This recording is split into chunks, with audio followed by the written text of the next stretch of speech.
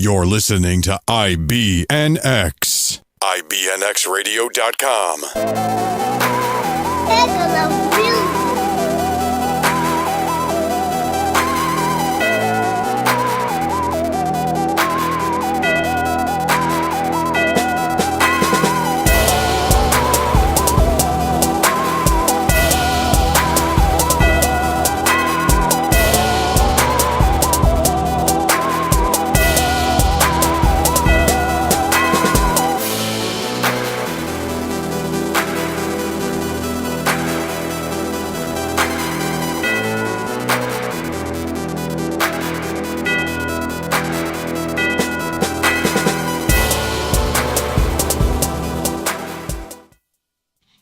And we're back for another edition of Topics, Season 2, Show 3. I'm your man, Tone Taylor. What's going on, everybody? I'm Chris Harris. How's everybody doing today?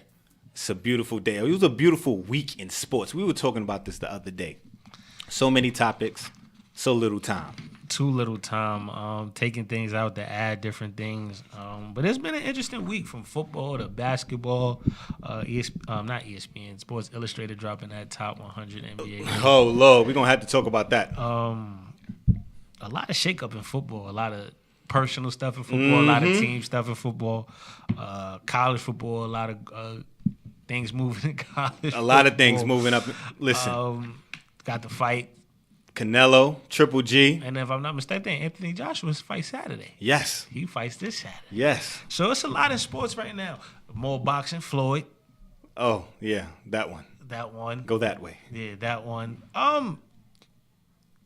Let's just jump right into it. Let's get right to it. Let's jump right into it. Let's start with our topics. Our picks of the week from last week. Oh, God. It was a little crazy. Upsetting. That too. Upsetting. First on the docket, man, we have to go with the recap of the Vikings and the Packers. The tie. Another tie. So does that count? Like, I don't get the win, but I don't get the loss, right? Nope, it's a tie. I don't understand it. This is 2 weeks in a row. Where's been a tie? Where's been a tie? Last week was the Browns and the Steelers. Who almost won. Well, almost tied again, actually. It's a lot of almost going on with the Browns, okay? I mean, that's 2 games where you tied and then you lost by 3. I mean, and they missed. Well, we're going to get into that. Yeah, definitely. But speaking of this game, what was your take from this game? Reiteration that Aaron Rodgers is just as good as he want to be. This is as good as he want to be. I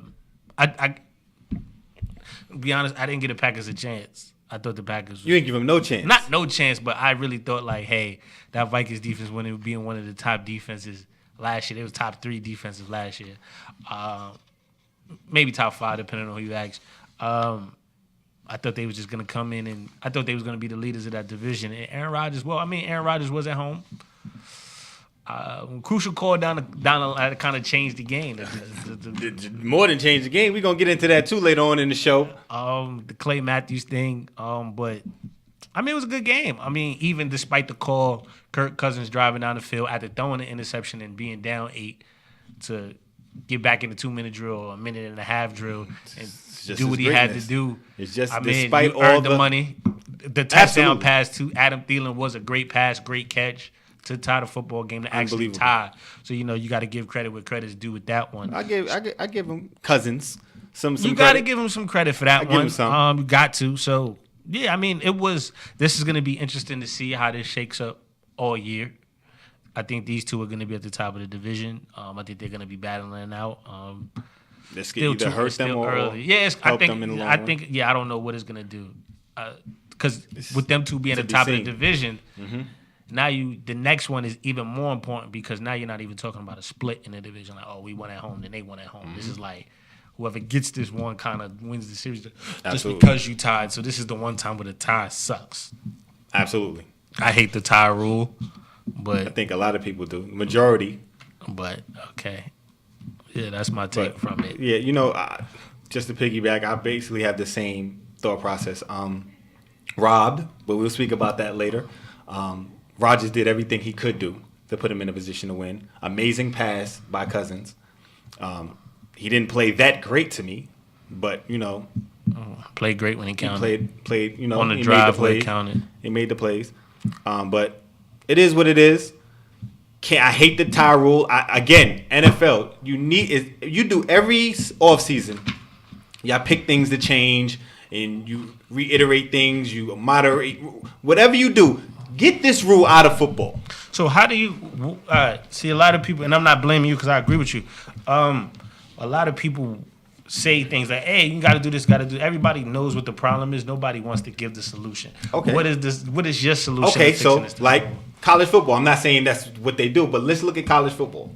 When it goes into overtime, each team gets the ball on what, the 20 or the 25. I think it's the 20. Probably it's the 20. They probably moved it back. And then they move back. Okay, It might be the 25 or the 2, but I see 20 or the 25. They both get it. So they both go at it. So either you're going to kick a field goal or you're going to score a touchdown. And the other team has to match it. Now the other team has to match it. So if you don't kick a field, if the other team scores a touchdown, you have to score a touchdown. You have to score a touchdown. So you're putting yourself in a situation to find out who's going to win the game. So since it's the NFL, instead of the 25, put them at the 35. Put them at the 40.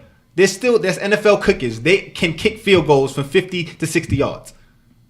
That's how. I mean, just look. Like, this tie is horrible. Like, nobody likes it. Nobody likes it. We got to change that. Okay, next on the dock. Panthers and the Falcons. I had the Panthers winning just because no Deion Jones and no Keanu Neal.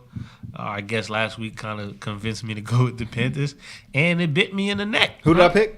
Did you pick the Falcons? I absolutely did pick the Falcons. I absolutely did. Yes, indeed.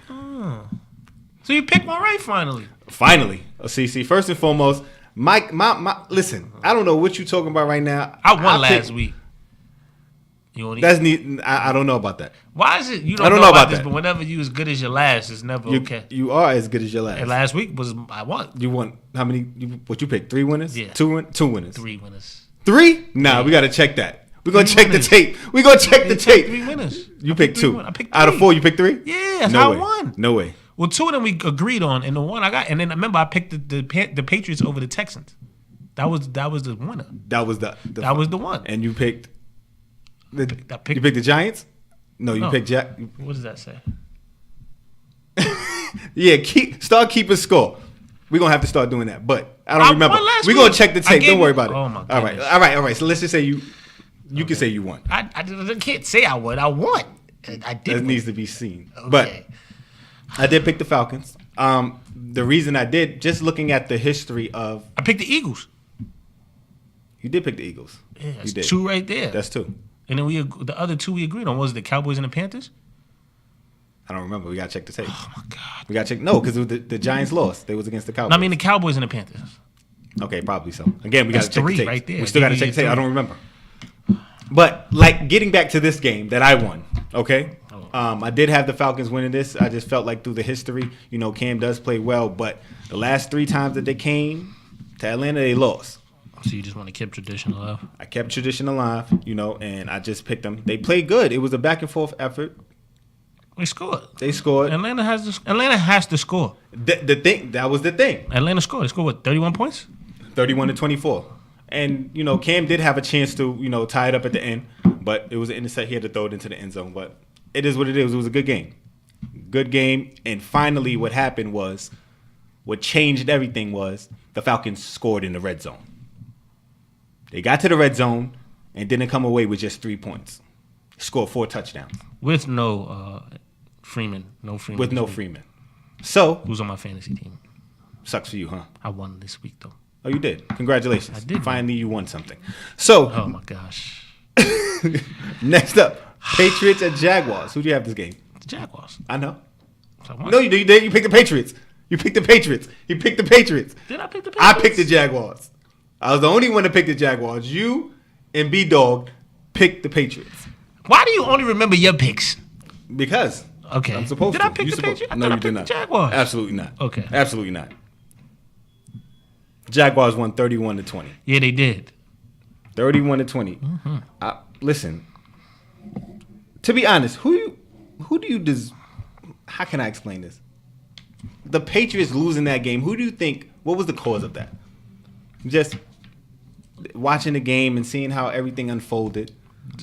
Patriots never are good in the first 4 weeks. They're always dropping one game. They're never. No, don't say that. When's the last time the Patriots started 4-0? Every year they win the Super Bowl, they start 1-1. No. Look it up. Okay, so but you said the last time. Let's not say 4-0. Matter of fact, probably when Tom Brady went down and Matt Castle started, he started 4-0. You see what I'm saying? So, he started 4-0. I mean, I think Jacksonville was on a high. I think Jacksonville was on just a crazy high. They had a lot more motion put in this game than the Patriots. The Patriots was like, yeah. Jacksonville looking at it like, yeah, we get them again. The Patriots is like, all right, this is week 2 on the schedule. We just got to get to week 16. Yes and no. Yes and no. So? Yes and no. Okay. I felt looking at this game and going into this game that Jaguar looked at the team that they played last season in the AFC Championship round, which is the same team. Not the same team. Okay. But they had that team last year was better, and they had that team up for 3 quarters. 3.5 quarters. 3.5 quarters. They had that team up. And now they're looking at, you know what? We're better. They're worse. We took their best shot last year. And they're coming to our house. No way we let them win. No way we let them back in any game. They came straight out. 14 points in the first quarter. Let's get to it. And I mean, a lot, like everybody's saying the Patriots are banged up. Well, Leonard Fournette is out, ain't he? Yes. Wasn't he top 3 in rushing last year? But what you can't do in this, I don't want to take anything away from the Jaguars. You can't. They held not just Tom Brady, but the Patriots to 316 total yards. It's a lot of yards still, but okay. 316 total. That's passing. Tom Brady had 234 by himself. Total yards 316? Impossible. Blake Bortles had 376 passing yards. By himself. By himself. He overachieved. He overachieved. You wasn't expecting that. We wasn't expecting that. He overachieved. Okay, that's cool. He overachieved. But you just told me that 316 total yards is a lot. No way. I mean, you said like they held him like to 150. 316 total yards for Patriots is bad. Especially against that defense. When you're letting the other quarterback. I don't think it's bad against the top defense in the NFL. It is because you letting the other quarterback who can't be even spoken in the same breath, sentence, paragraph as Tom Brady put up 376 passing yards. But that's he outplayed him. He outplayed him. But that Patriots defense isn't the same defense. Outplayed him. Can't let that happen. Okay. Can't let that happen. And then the last pick, Cowboys versus the Giants. Where can I start? I actually watched the Giants. Like I watched it, and I didn't watch Saquon. I watched Eli. I just watched Flowers the whole game. I understand your pain. Thank you. I understand your pain. Thank you, sir. I was like, oh, he's bad. Thank you. Ooh, he's bad. Ooh. Now the rush is being held on the blind side, but now this whole right side is collapsing. And he actually played decent in the first quarter. I was like, until Lawrence just went crazy. I was like, I don't see what Tone's complaining about. Like he seems to be blocking pretty good. Then I was watch. I was like, oh, it's like the Red Sea opened up for Lawrence. The whole from the end of the second half. Better defensive ends than NFL. Absolutely. So I mean, it's not fair. Listen, he has to do. I told you. Next thing, he's gonna be sitting on the bench. We're gonna ask him for an interview next time. He's gonna be coming to Topics to interview. I don't even know if we would take him. Man, listen. So, what was it? 20-13. Dak didn't. It wasn't overly impressive. You know, they played good as a whole. The team as a whole, and you could see that they exploited our defense. Again, our offensive line on the right side didn't hold up. What's up with y'all defense? We got this new scheme, just like the offense's new schemes. I'm not, calling it quits on my Giants as of yet. We have a new coach. Week 2. Exactly. So, I know it's going to take time. It's going to take time. So 2 weeks in, we need to get it together real quick, real fast. But, I mean, Eli stood tough, though. He did. Do you think, I'm going to go back, do you think that you should have drafted a quarterback? No. No, you're happy. I like Saquon Barkley. Yes. I'm very high on Saquon. He's very dynamic. He's very, very dynamic. And I feel once we get that chip off our shoulder, we start getting that train moving, and we start showing some cohesiveness, I feel everything will come together. So how much does Eli have left? How much does he have left? How many years does he have left? You're pretty realistic. Yeah. With this team, if they can get it together and Flowers can do something, or we can get somebody else in Flowers' position, 2, maybe 3 years. So we're looking at 2021 retirement. Yeah. What is he? What is Eli? 38? He about 37, 38, something like that. I gotta look it up. He about 37, 38. Yeah, going into 40. Yeah. Quarterbacks play until they're 40. He might be like 37, 30, 40. What? How many years you think he got? You looking at you looking at me, start scratching. I was gonna say no. I was gonna say about 3 years. Okay, so you agree? I'm gonna say about 2-3 years. All right. I was gonna say 2, depending on how that second year go. Depending on the second. I feel like a lot of it plays on how we end this season. I feel like this year and then next year, and I think at the next year, I want to see after how next year goes. That's what I want to see, if we get another year out of him, or just be like, I'm done with this. They can't just be done with it, because who's the successor right now? No, it doesn't matter. But I'm just saying, we can draft. We'll see what we can get in the draft next year, and see how it goes from there. You know who I would like to see in the Giants uniform? Who? Forgot the boy's name just that quick. What position? Quarterback. Okay. The boy from Ohio State. Why? He's different. No. When you say different, he's different. Can you elaborate? Different. No. Don't hit me with the different. He's not different. I like his swagger. Okay. I feel like he has a demeanor about him. Deshaun Watson was different in college. I think he has a chance to not beat Deshaun Watson, but I think he has a chance to be very good. And I think he has a chance to win a national championship at Ohio State. The quarterback. Has a chance to. Yeah. Okay. I can see that. But I think he'll be good. Like, I think he's a big arm, big body, can move, stays in that pocket. So you think he'll fit? He got an arm, and I think if you still you just got Odell for 5 years. Mm-hmm.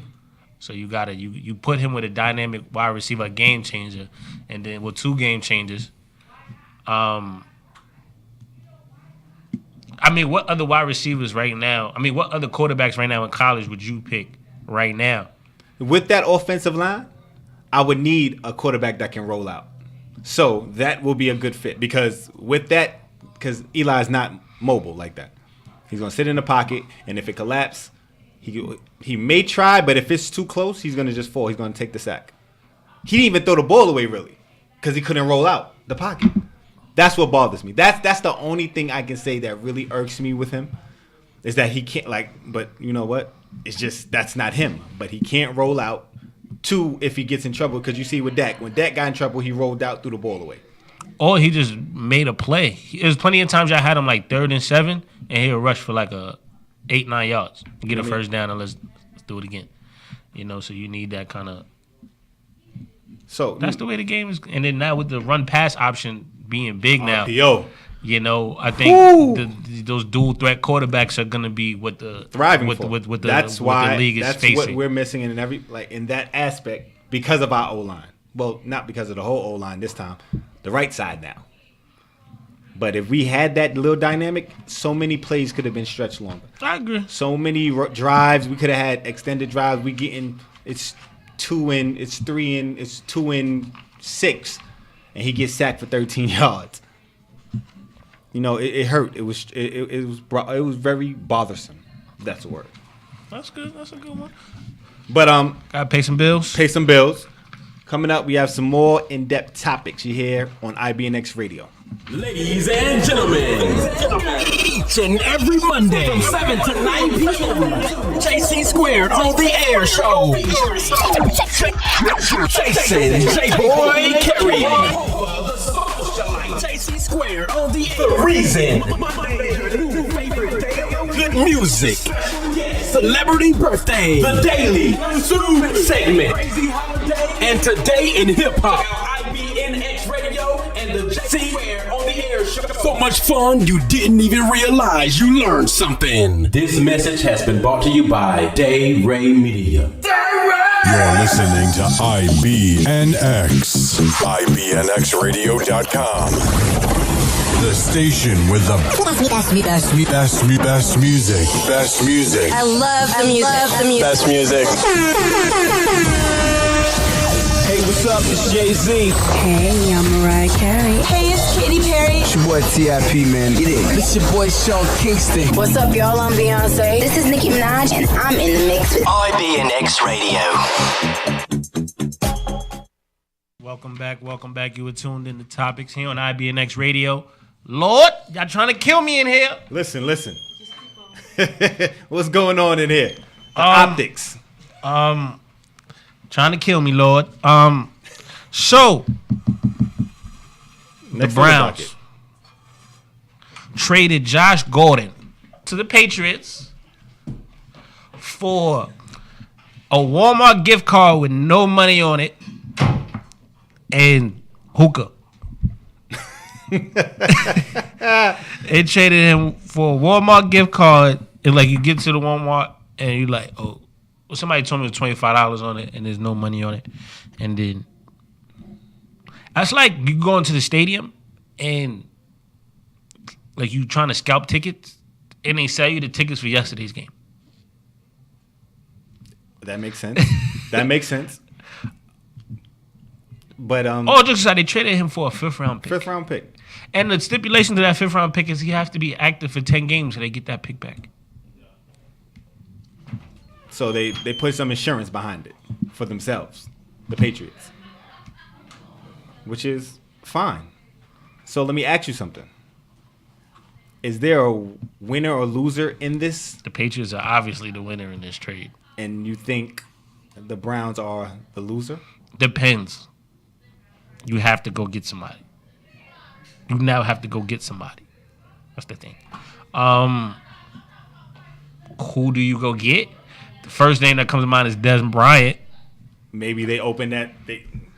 Makes sense. It makes sense. It makes perfect sense, actually. Who else can you go get? You think I chance Antonio Brown? No, not at all. No. Who else can you go get? That's my thing. Like you give up, regardless of the off the field stuff. The boy is talented. The boy can catch the football. The boy can catch the football and run with the football. Mm-hmm. That way, to where the end zone with the colors and Absolutely. Stuff. He can do that.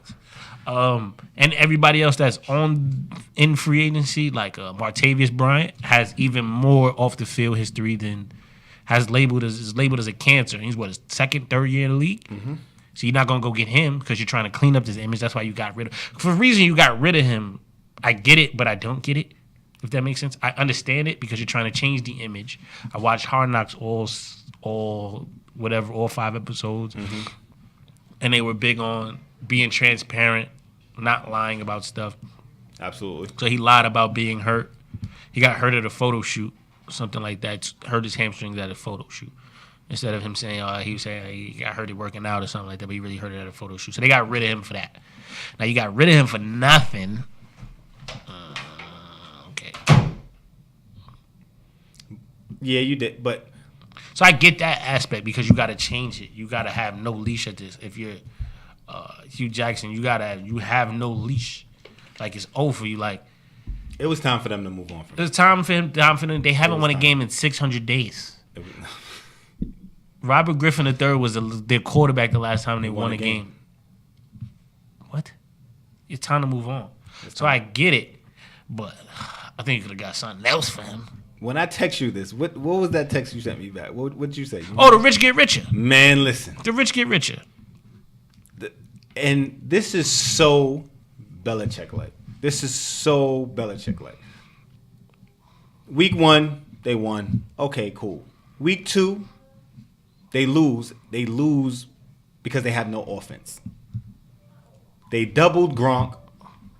Nobody else really to get the ball rolling. Chris Hogan, which you're fine with. Who I had in fantasy and helping me win in fantasy. It was cool. I had 60 points for my wide receivers in fantasy as well. But it didn't get. That's fantasy. Now we talk about real reality. life, yeah. Reality, it didn't get him enough points on the board. Oh, correct. Now you get a dynamic wide receiver. Top 10. In 2013, before everything else, he led the league in receiving yards. More dynamic than Julio Jones. As a Brown. More dynamic. Who was the quarterback in 2013? We have to find that out. Wasn't it Johnny Manziel? No. No. You would know came that. next. Oh. I would know that. You would know that. How is he doing, by the way? All right, cool. I don't know. I seen him on Kevin Hart's show on YouTube. Yeah. He was in ice water. Yeah. But cool. Yeah, that's your guy. It was. You know No, it's not was. It's your guy. All right, cool. That's It's your guy. All right, cool. Your guy. Let's keep it with some football talk. No, so what are your thoughts with this Josh? You still want me to? Yeah. Like I said, but I felt the Patriots did what the Patriots supposed to do. Okay, you did say that. They did what they were supposed to do. They got this dynamic wide receiver what they're lacking, that deep threat, great route runner. Now you put in a position where now you can't double Gronk and you can't double Gordon. You got to pick your poison. Does Edelman come back? Or Edelman's gone? Which one is? They got rid of somebody. They got rid of Amendola's gone. Edelman will be back. Week 5. So now you got Josh Gordon, Chris Hogan, Gronk, and. But they're not doubling Edelman. But I'm just saying, it's just now you pick your poison. Now you're looking at that Patriots offense. Before he even comes back now. That's 4 pretty good targets to throw the football to. Yes. Now you're giving Tom Brady what he's good at. Threats. Now his biggest threats, you can't double both. Now you got to pick your poison. Now if you double Gronk, 15 to 20 yards, you leaving that 30, 40 yard down the field Gordon for a touchdown. So you got to pick your poison. So this was great by Belichick. That was a great pick for a 5th round pick. Let's be real. They were not gonna with that 5th round pick. They were probably not gonna get Josh Gordon. You wasn't gonna get a Josh Gordon. You understand? So that was cool. You know, like you said, the rich get richer. They put themselves in a position again. So there's not too much to say about that one. This one.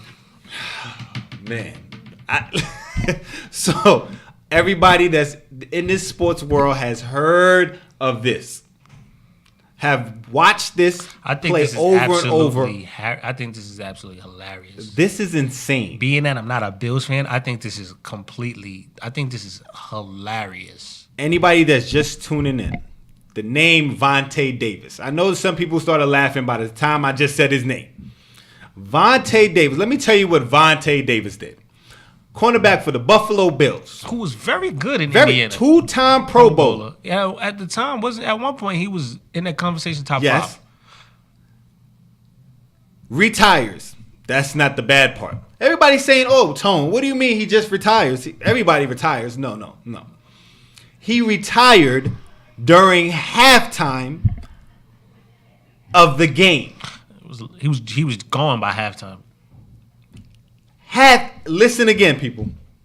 Vontae Davis retired at halftime of an NFL professional football game. What was his reasoning for retiring? I think this is hilarious. I think this is funny. You don't find this funny?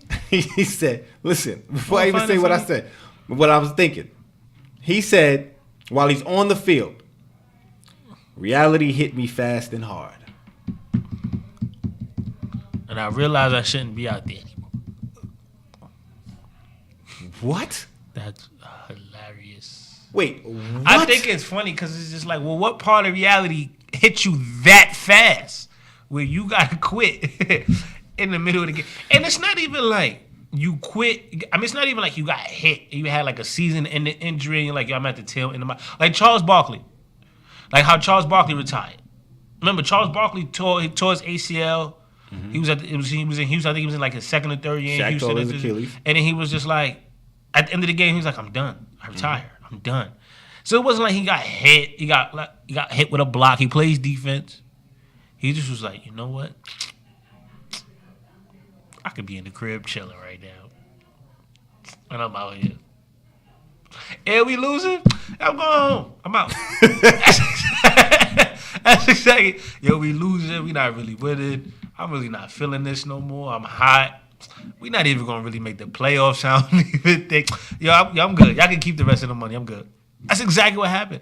But was as an athlete, as a former athlete, I would be highly upset. That's something you don't do. Mm-hmm. You don't quit at halftime, bro. You can sub yourself out, be on the sideline, say you don't feel, and then call it quits after. I respect it, but don't quit. And then the second half, everybody's coming to look for you, and you in your car driving home. Because that's what happened. They was like, we didn't know he retired till after the game, or we were told that he retired when we came back on the field and he wasn't with us. He didn't say anything to us. He didn't make it a speech like, yo, I'm done. This is my last game. I appreciate you guys. Let's go out. Let's play good 30 minutes of football. He didn't say that. He just, yo, he took his helmet off, sat in the locker room, said everybody came out, and then just got dressed and left. That's funny. I'm sorry. All That's I can hilarious. do. All right. So. What if Kobe quit at halftime? I had to. That's a negative. That's we not funny. even. That's a negative. Never will happen. Never will happen. Like LeBron or somebody quit at halftime. Never will happen. Never will happen. But oh my God. I had initially 2 reactions to this. 2? I had 2 reactions to this. I just want to know what he got going on in his life with reality hit or he The had to first- quit at halftime. That's what I'm saying. As a spectator and as a fan, as an analyst as well, when you first heard this, it's hilarious because Still hilarious. Not one, just hilarious. It's still it's hilarious because one, this was my thought process. Like, yo, he went in the locker room and said, "I am playing for the Buffalo Bills, arguably the worst team in football and the worst ran team in basically sports. Period. Nah, 'cause they played in the wild card last year. We're talking about this year. It's only week 2. You traded Tyrod Taylor. So basically you gave me Peterman and Allen as my quarterback. But you play defense. I have no way up. We don't score on defense like that. We may score. We're not the best defense in the league. Don't sit there and say that. We rely on our offense to score. And if our offense cannot score, we are out of luck. I get that. So that's why you quit when the clock says 0. I have no quarterback. We're not gonna win. I'm out here risking my life for a team that sucks. I'm out of here. I'm gone. Vamoose. Now You don't do that at halftime. I had to put my player hat on. Put my player jersey on. If I ever seen him in the streets, We gotta fight. it's on sight. We gotta make the ground shake. On site. This was so disrespectful in so many ways. You don't just get up in the middle of a game and tell yourself, you know what? I don't want to play no more. This had to have been in your mind before. There's no way you just had that epiphany just then. In the middle of a game. No way. No way. You had to have been thinking about this before. Quit during preseason. Quit on the ride to the game. Don't do it during the game. After the game, you know what? Sit down with your team. You don't leave you left the locker room. They say they just came back to the locker room. They was like, where is he? They was like, he left. He retired. What kind of disrespectful is that? That's funny. That's insane. That's hilarious.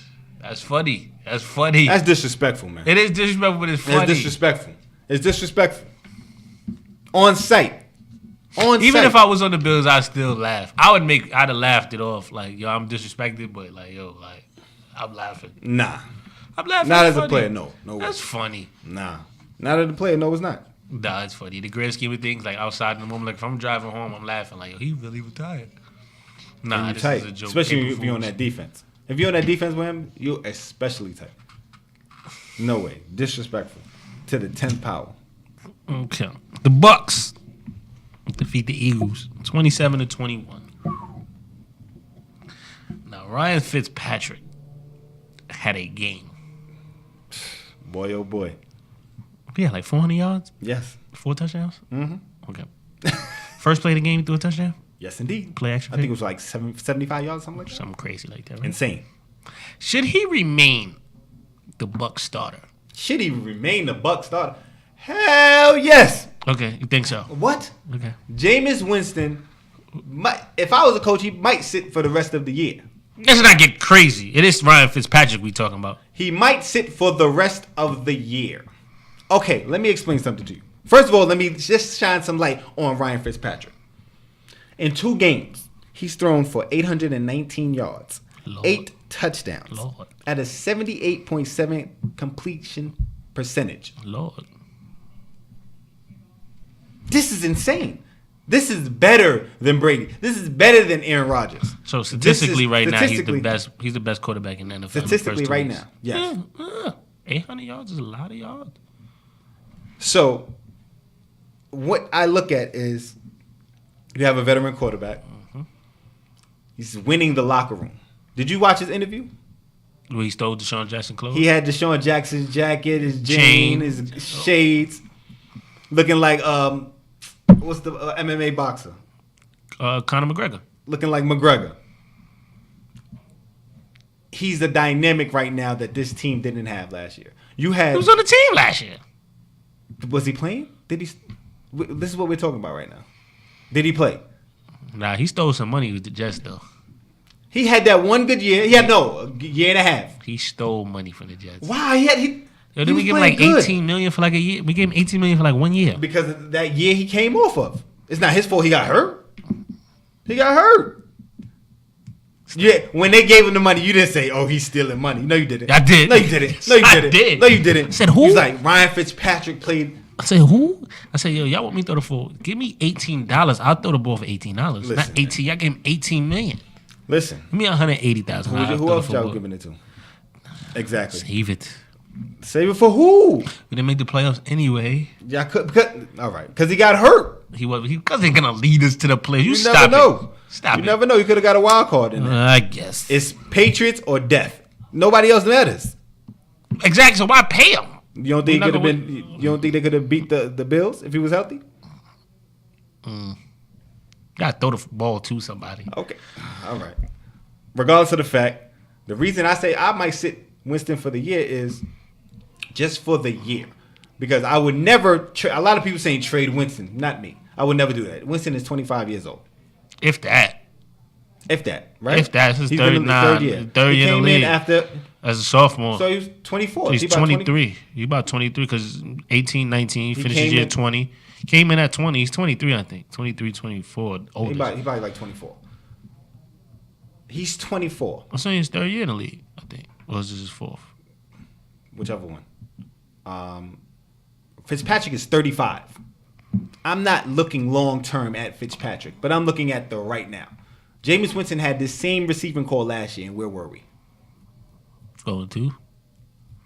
Where did we finish? Were we in the playoff hunt? Were we anywhere smelling the playoffs? I think Jameis Winston has severely underachieved since being in the NFL. He's actually gotten better. He's gotten better, but I feel like every year he gets in trouble for something. But this is why I say for him to be so vocal and him be this great leader, like how do you get in trouble for doing nonsense year after year? Because he's never been in a position to, you know what, use for number one quarterback coming out of high school. Number one Heisman Trophy winner in college. You got in trouble in college. You was the number one NFL pick. He's never been held accountable. He's never been accountable. He's never got anything really taken away from him. He had to sit. When he got in trouble in college, he had to sit the first half or the first quarter or the first drive. I don't even remember which one it was. When he stole the crab legs? Some stupidness. Some child. He was a kid. I'm not taking away he was 18. He was a kid. He was a kid. Not understandable. But he was never held accountable. He has never had anything taken away from him. Now, this is your NFL team. This is you're supposed to be the head of the ship. He did win a national championship though, Florida State. He did. I'm not taking anything away from him. But now you're all right. Now you're supposed to be a quote unquote role model. You're in the NFL. There's certain guidelines you have to go by. You start breaking rules, things gonna happen. So now you're in a situation where you know what, your starting spot just got taken. Now I need you to sit here and learn how it is to be a professional. Learn how to be a professional. I bet you he will come back next season, mentally prepared and ready to play. Telling you. But what if Ryan Fitzpatrick pulls the Ryan Fitzpatrick where you in week 10? Oh, no, wait, he's going to come back to reality. That's what I'm saying. I'm sorry. Anybody sitting here thinking, Tone saying, Fitzpatrick going to keep this up all season? Hell no. He's going to come back to reality. Okay. I'm not taking anything away from that. He's a very streaky quarterback. We know this from the jump. We know this. Very streaky. I can't take nothing but. I just feel, you know what, I would sit him. I agree with you. I think Ryan Fitzpatrick deserves to keep to be a starter. Like I said, numbers right now are really good. Jameis Winston needs to be held accountable. Right now, you got to ride the wave. You 2-0, man. See how far you can ride this before you start making decisions, man. So when Fitzpatrick starts messing up, that's when you bring Winston back? We'll see. If you was a coach? We'll see how Jameis has progressed. I'm asking you, if you was a coach and Fitzpatrick has 2 bad games, do you bring Winston back? 2 bad games? If you gave me 2 games, we broke even. Nah, you got to give me some more. You got to give me at least 4 bad games. Okay. So you're going to ride the wave a little bit. Yeah. All right, cool. I respect it. We got to pay some bills again. You're listening to Top Opinions presented in Current Sports here on IBNX Radio. You're listening to IBNX. IBNXradio.com. The station with the best music. Best music. I love the music. Best music. Hey, what's up? It's Jay-Z. Hey, I'm Mariah Carey. Hey, it's Katy Perry. It's your boy T.I.P., man. Get it. It's your boy Sean Kingston. What's up, y'all? I'm Beyonce. This is Nicki Minaj, and I'm in the mix with IBNX Radio. Ladies and gentlemen, each and every Monday from 7 to 9 p.m. JC Squared on the air show. Jason J-Boy Carey. JC Squared on the air. The reason. Good music. Celebrity birthday. The daily segment. And today in hip hop. IBNX Radio and the JC on the air show. So much fun you didn't even realize you learned something. This message has been brought to you by Day Ray Media. And we're back. You're listening to Topics here on IBNX Radio. So let's keep the topics moving. Let's jump into another sport that I love. You know, I love to watch boxing. Go ahead. Mega fight number 2. Go ahead. Canelo Triple G came down to the wire again. First one was a draw, wasn't it? First one was a draw. First one was definitely a draw. You know, now they say, well, Canelo won by decision, unanimous decision. A lot of people say it was controversial. Some people saying no, he won this. I'm guessing I can. Let me speak on this of where I thought this fight was. So just from the beginning, I felt off jump Canelo was the aggressor, which took me by surprise and took me back a little bit because. Why is that? Because Triple G said he's going to fight Mexican style. This is what he said. And everybody knows the Mexican style is brawlers. They come full-fledged. They're going to throw. He wasn't. He was sitting behind his jab. I don't have no problem with that. But that's not what you said. You said you're going to bring the fight to him, and we're going to see if you can stand. You're going to fight Mexican style against a Mexican. But this is what he said. What's Triple G known to do? He's a knockout puncher. So what is Canelo known for? Canelo's known to be a little brawler. He's all right. He okay. He throws them punches. He's cool. Canelo hit hard as hell. He's you cool. kidding me? He's cool. He's cool. So you don't like the decision. That's what I'm not saying that. No, I don't have no. Listen, no, that's not what I'm saying. What I'm saying is, for you to win against Canelo, let's be real. Canelo is basically the face of boxing right now. He's their golden boy. He's their Floyd Mayweather. He's their money maker. You're not gonna win a decision in Vegas versus Canelo. The first one was a draw. I thought Triple G won. Now, if you're going to bring the fight, you did the opposite of what you said you were going to do, and Canelo did what you wanted him to do, but you didn't stand toe-to-toe. Now, through the first 6 rounds, I say, I would, from the first to the 5th, maybe the 6th round, it was all Canelo. From the middle of the 6th to the 11th, I say Triple G brought it. Now the problem is, go ahead, continue your point. Go ahead, brought continue it. Your point. He brought it. I apologize. Continue your point, sir. Now, 12th round, I felt that he needed to go for that. And I felt like he wasn't as aggressive as he needed to be in that 12th round, which showed in the scores. I believe the scores, I got to pull it up again. But, yeah, the judges had it 114-114. One had it a draw, and two had it 115-113. So, again, the rounds, you could have threw the 6th round to Triple G. It could have went either way. I just felt Triple G supposed to win that fight. He should have won that fight. I felt he did win the fight, but I understand why he did it. You're not going to win a decision against Canelo. He's their moneymaker. It's not going to happen. So I felt, yes, he should have won, but he didn't do enough to convince the judges. And I get it. He sat behind his jab. He was throwing his jab. Nothing wrong with that. Keeping your distance, but that's not, you can't win that way in Vegas against Canelo. You have to be aggressive. He wasn't. It's hard to be aggressive against one of the most aggressive boxers in that. Why not? Why? If that's not your style. Don't say it. Why is not his style? He's a brawler too. He's not a Mexican.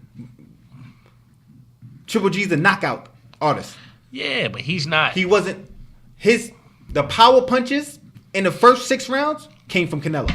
You didn't really see a lot of power punches from Triple G, which he's known for doing. And the problem with this is, right, whenever you, in boxing, the bad part is, people don't really remember the middle rounds. You never ever hear, like, people say, yo, he had a great 8th round. Unless you watched it. But even if you watch it, you know, the problem with this, you got to actually, in order to steal a fight, you have to win the earlier rounds. In the end. And then the end. He came on in the end. Yeah, but you say in the first 6 went to Canelo.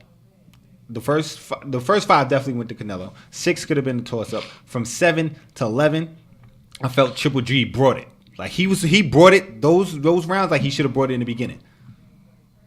It would have been like it could have been more debatable those first 6 rounds, but he just wasn't aggressive. You gotta have a third one.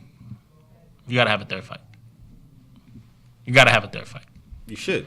You gotta have a third fight. I mean, with all the controversy going on, he tested positive Canelo, and then they rescheduled it. You know, all that stuff going around.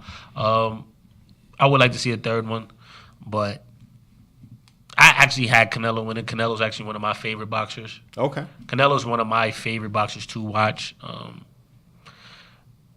Even though he lost to Floyd, I feel like he was like one of the few people who brought it to Floyd. Floyd wouldn't fight now. He wouldn't fight him now. Oh, no. He actually won one of the first 2 rounds against Floyd. I remember when we had the fight, we had a fight party at my house that fight.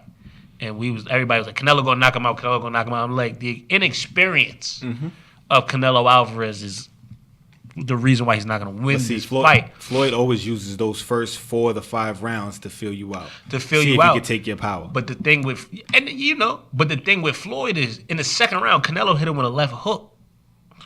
And Floyd was like, all right, you know what? Hold up. Let me rethink this. Absolutely. Let me not take 2 steps back. I'm gonna take 4 steps back, and I'm gonna really rethink this. Okay. Because he hit Floyd where at that point Floyd was still unhittable. And he hit Floyd so hard, Floyd was like, it almost looked like, yo, where am I at right now? Absolutely. So I always liked Canelo Alvarez. So I had Canelo winning the fight, but a part of that is just I was rooting for him to win the fight. Huge Canelo fan. But yeah, it always goes down to those middle rounds, man. Those middle rounds, you want to win those rounds, but you got to win the first 4. You got to win the top 4 and the bottom 4 in boxing. You got to win the top 4 to bottom 4. That's just how you got to win 1 through 4, and you got to win 8 through 12 and 9 through 12. Technically 9 through 12, 9, 10, 11, 12. You got to win 9 through 12 and then 1 through 4. Those are the rounds you really got to win in order to kind of steal the boxing. Boxing, those fights, those middle rounds, you can really kind of just say, hey, kind of take the foot off the gas. If you know you come out swinging in those first 4 rounds, you can kind of use 5 through 8 to kind of catch your breath a little bit because you know you're still up. Absolutely. We got a caller?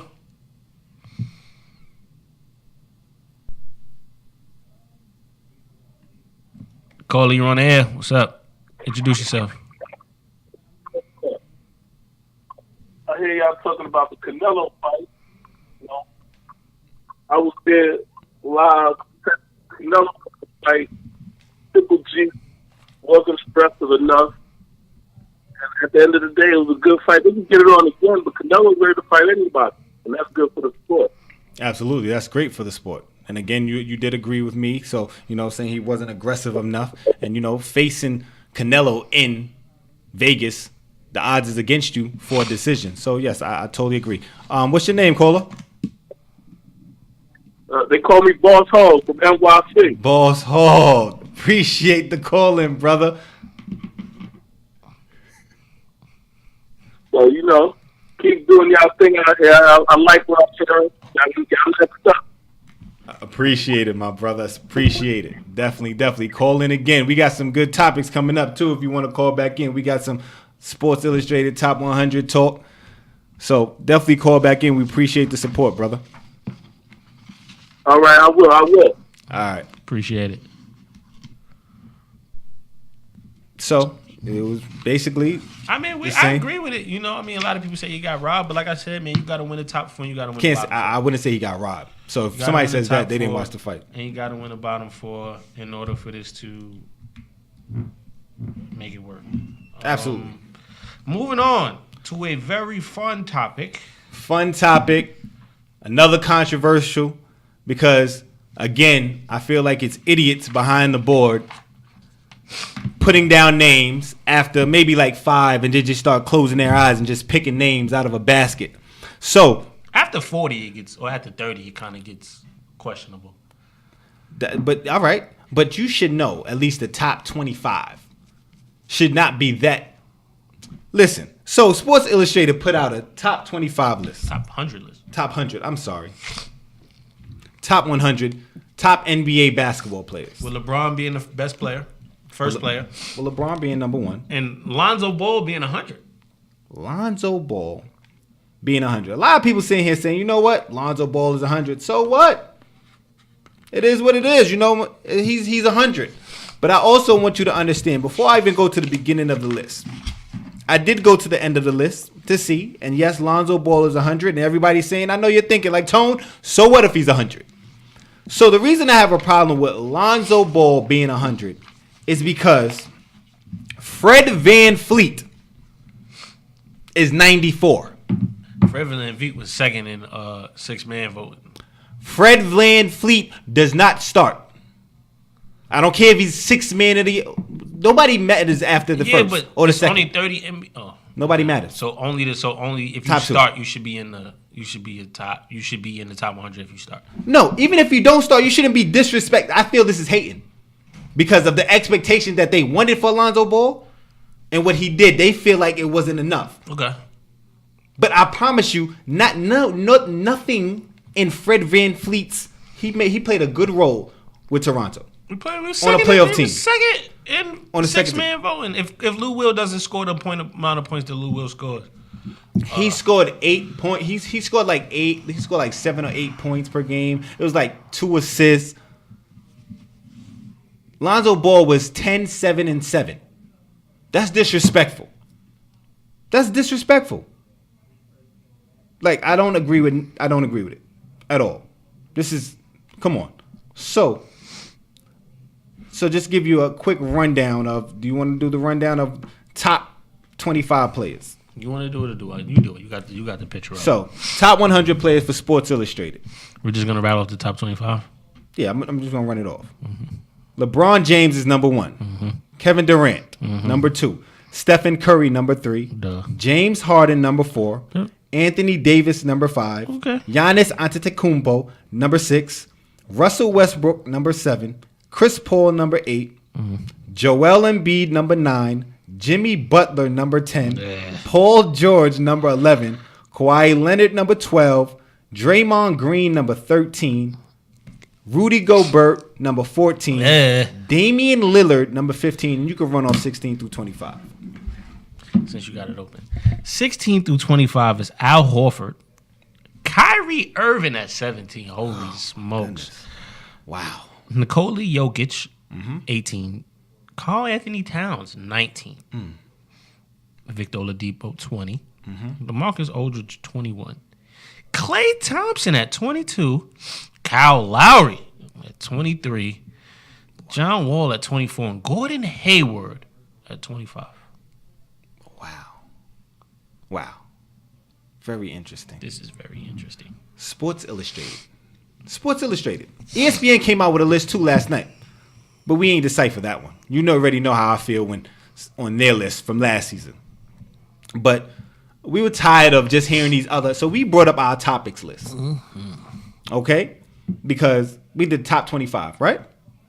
Well, we did 550. We did top 50. We did top 50. I apologize. We did top 50. So I don't think there's too much discrepancy with the number one. Are you going LeBron James? I mean, are we going? I'm going LeBron James. I don't know how you feel. Is it unanimous that it's LeBron? I don't know. It all depends on you. I'm gonna go with my LA Laker, LeBron James. He didn't do that. Does he not have on an LA Lakers jersey? You did not do that. Does he not have on an LA Lakers jersey? You did not. I see them warming, playing pickup games and stuff, working out. He has a Lakers shirt on. No, it doesn't matter. So he signed. Doesn't matter till you play a game. He signed. All right. He signed. You're LA Laker LeBron James. Yeah, he signed to my Lakers. That energy all year. I really wanted to put Durant number one. Why didn't you? But because I'm being politically correct. You know what? Look, Kevin Durant should be number one. Number two is Kevin Durant. So you really think KD is better than LeBron James at this point in the NBA? If you had to start a team right now. It's not an answer question. I'm asking you a question. All right? If you had to start a team right now, are you picking LeBron James or Kevin Durant? Kevin Durant because he's young. Okay, then I don't want to hear nothing else then. That'll make him better. No, cool. We moving on. 3. Stephen Curry. So we have the top 3, basically the same. Steph. Yes. Number 4. MVP. James Harden. Yes. So we got the top 4, basically. 5 gets 5 through, I think after this it gets dicey. It gets dicey? Okay. So we have 4, James Harden. 5. Who do you have 5? 5, I had, hold on now. Let me get to my list. Kawhi would have been in there, but he hasn't played. The last 2 years, yeah. So I couldn't put him in. He dropped a lot for me. He's still in the top 10, but he dropped a little bit for me. He dropped a little bit for you. He's 10th for me. Okay. So I had to fifth for you? Move Russell Westbrook up. So Westbrook's 5th? Yeah. Westbrook is 5th. I have Russell Westbrook 5th. You do? Yes. Look at that. Okay. So top 5, we got the same. Yeah. Okay. 6. Anthony Davis. So you have Giannis at 6. Absolutely not. I definitely have Anthony Davis. Oh. Definitely have Anthony Davis. Without no question. So we at 7 now? Yeah. 7, who you got? Giannis. You got Giannis 7? Yes. See, I was kind of torn. I wanted, because I like Giannis, but I put Kyrie. Ooh. So. Ooh. Yeah. 8. Joel Embiid. I got Giannis. Okay. 8. 9. Kyrie. Ooh, I got Joel Embiid. Okay. So our 9 is basically the same. Just order's different. Mm-hmm. 10, I have Kawhi Leonard. You got Kawhi 10. So he reached that cusp of 10. Okay. He's gotten better every year, but to keep him in the top 5, you can't do it when he hasn't played. But he's gotten better every year. I've watched him. He's gotten better. So maybe I'm wrong because I put him right on the outside. I had him at 11. Who do you have 10? Paul George. Okay. I put Paul George. And I have Paul George at 11. All right, cool. And I got Kawhi at number 11. But if I had to pick right now between Kawhi Leonard and Paul George, everybody else you're in the 10th pick of the draft. All those 9 players that we listed are gone. So you're taking Paul George right now. You're taking Kawhi Leonard. See, now that's a different aspect. Why is it different? Because it's a different aspect of, you know what, who am I going for? I got a healthy. I'm going off what you've done for me this last year. So I'm ranking them from what they did last season. So you got Kevin Durant over LeBron if you ranking them over what they did last season? That's what I'm going off. This is ranking from year to year. It's not the same. I have LeBron number 1. What are you talking about? But you wanted to put KD I do. If he was still in the Cavs jersey, I probably would put LeBron number 2. But that has neither here or there. I'm just being honest. You can't say the kid in his 15th year he put up arguably one of the best numbers. Okay, cool. What if he took a Cavs team and we thought in January we're gonna blow up to the final? They faced the Toronto. They faced the LeBron Raptors. You can't worry about. I'm sorry. That's what happened. Okay. All right. So 13. We didn't do 12. We did. All right. Who you got 12? Klay Thompson. Ooh. Deserves it. So he's the best shooting guard in the NBA. Oh, okay. I got Karl Anthony Towns. Okay. I'm not. We got 13. Boogie. Thank you, brother. Thank you. I got him in my top 15, but thank you. I appreciate that. No problem. I have Klay Thompson. At 13? Yeah. I put Klay Thompson twice. Why did I put Klay Thompson twice? That's all right. Don't worry about it. No. Probably got that much respect for him. I do have a lot of respect for Klay. He's the best shooting guard in the NBA. There you go. What we at, 14? Yes. 14. Who you got? I know what I did wrong. I was supposed to put. So I left him on the list. Oh, I got Boogie number 14. That's cool. I have Jimmy Butler 14. Okay. You didn't say Paul George yet. No, I told you. I had Paul George 11. You had Paul George 10. Okay. I had Kawhi 10. You have. I just wanted to make sure that you put him before Jimmy Butler. No. Because a lot of people that's in my group chats feel like he's better than Paul George. I don't like Jimmy Butler specifically. But you respect it. I respect it. What he's done for the NBA career. I don't like him specifically. Like, yeah, I'm high on him. Got you. 15. 15. I have Nikola Jokic. Really? Bad boy. He's top three centers in NBA with Cat and DeMarcus Cousins. I don't have Anthony Davis as a center. Okay, cool. That's understandable. We at 15, right? Mm-hmm. I'm losing. No, yeah, I'm at 15. Nikola Jokic. I said 15 already? No, you did not. Okay, so my 15, John Wall. Oh. Okay. 16.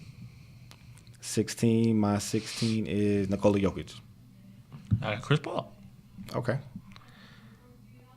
My 17th is Karl Anthony Towns. Karl Anthony. My 17th is Chris Paul. Look at that. 18.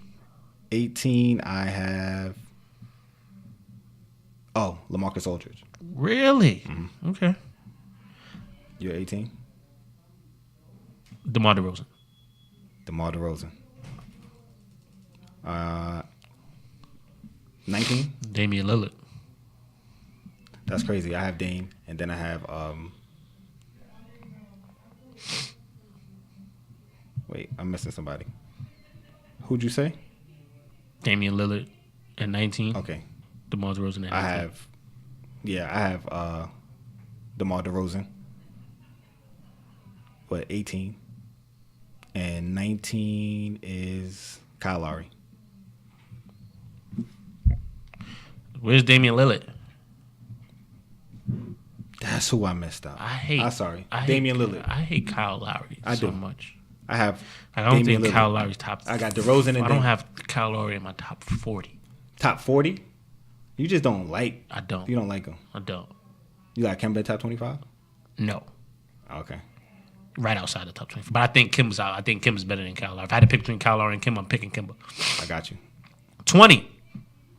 Who you got? Draymond Green. Victor Oladipo. 21. LaMarcus Aldridge. Draymond Green. Wow, look at this. 22. John Wall.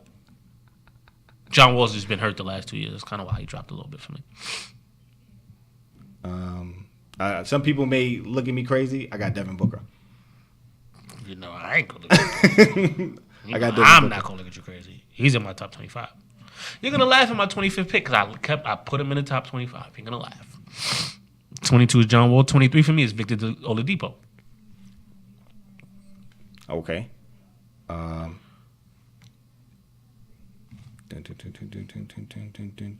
be on 23 or 24?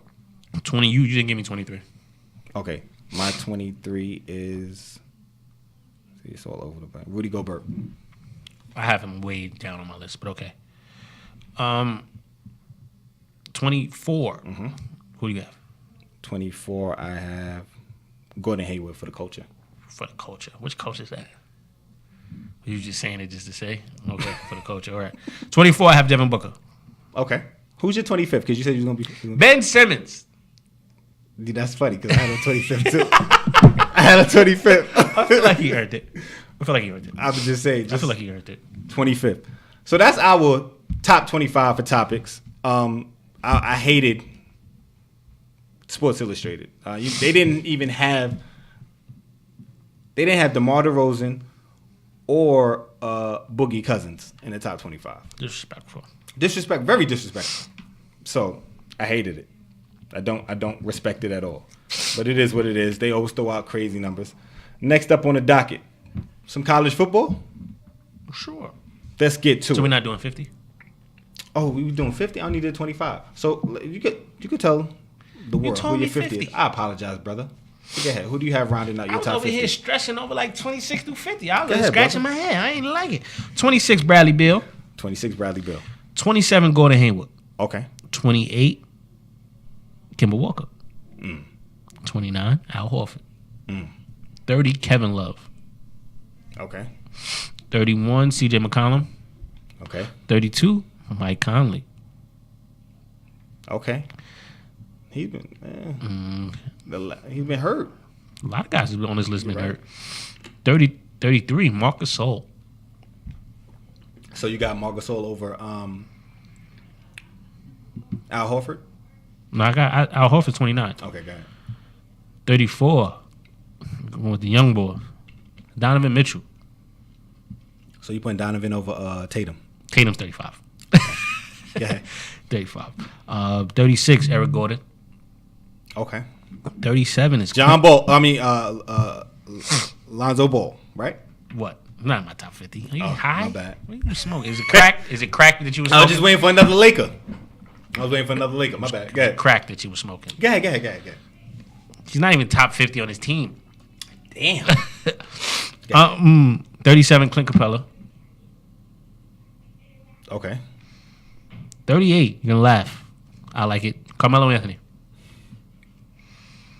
Damn, Melo. For the culture. For the culture. That's for the culture. That's for the culture. I should have moved my man Melo in top 25 just for the culture. No, don't do that. Move Ben Simmons out for the culture. It definitely was crack that you was smoking. Melo is my man. Definitely crack that you was smoking. We'll see this season. Don't worry about it. 39, Andre Drummond. Okay. You got Andre Drummond over Blake? Yeah, I don't even. Ooh. Yeah. Yeah. Okay. 40, Porzingis. Okay. For the culture. 41, Kyle Lowry. Okay. So you gave him some 50 love. Okay. Yeah. Yeah, he top 50. Top 50. 42, Blake Griffin. Okay. 43, I have Rudy Gobert just because he can't score. Okay. He can't score. I'm sorry. Okay. 44, Dwight Howard. Ooh.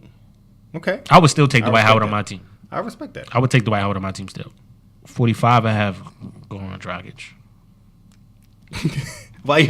Why you said his name like that though? I'm just saying, bro. That's your guy. 46. Okay. That's your guy. 46, I have Eric Bledsoe. Okay. 47, I have Jaylen Brown.